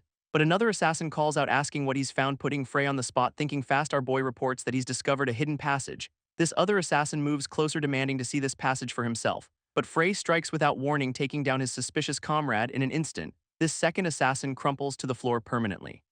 Silenced. Turning back to the stunned staff, he quietly tells them to follow his lead, urging them to stay quiet until they're safely outside the mansion. He leads the small group of survivors out onto the moonlit grounds, where one of the maids nervously thanks their mysterious rescuer. But she can't help but ask why one of the attackers would save them. Suddenly, the communication device on his stolen uniform begins to glow. A message comes through reporting a change of plans due to unexpected resistance. Frey realizes his cover might be blown, as the message continues with new intel revealing shocking news. The Council of Elders is now under attack by demons. A smirk crosses Frey's face, his plan working perfectly as the operation is cancelled. But the new order is to burn the mansion down, and the communicator suddenly shorts out, leaving him completely confused as to why the communication suddenly died. A flaming hand crushes the device, a familiar voice sighing in annoyance. It's Kania, wreathed in fire, furious at the order to destroy their home. She tells Irina they've found a way down to the first floor, urging her to hurry, and the group rushes through the halls, determined to save everyone they can. Kania mutters in frustration, sensing a change in the air. She feels a familiar aura as Frey, still in disguise, signals for silence, leaving Kania and the other maids completely baffled wondering if it's really him. Without a word, the cloaked figure vanishes down the stairs, and the maids decide not to question their luck. Quickly planning their escape, they rush for the exit, not looking back.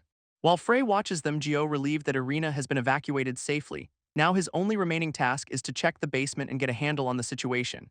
And he leaps down the stone steps into the darkness below. He lands silently, startling two maids who were just about to flee. And one of them recognizes the other as Alice the spy. This first maid shields Alice, pleading for the assassin to spare her friend, but Frey just tells them to go, realizing Alice must work for the Council of Elders.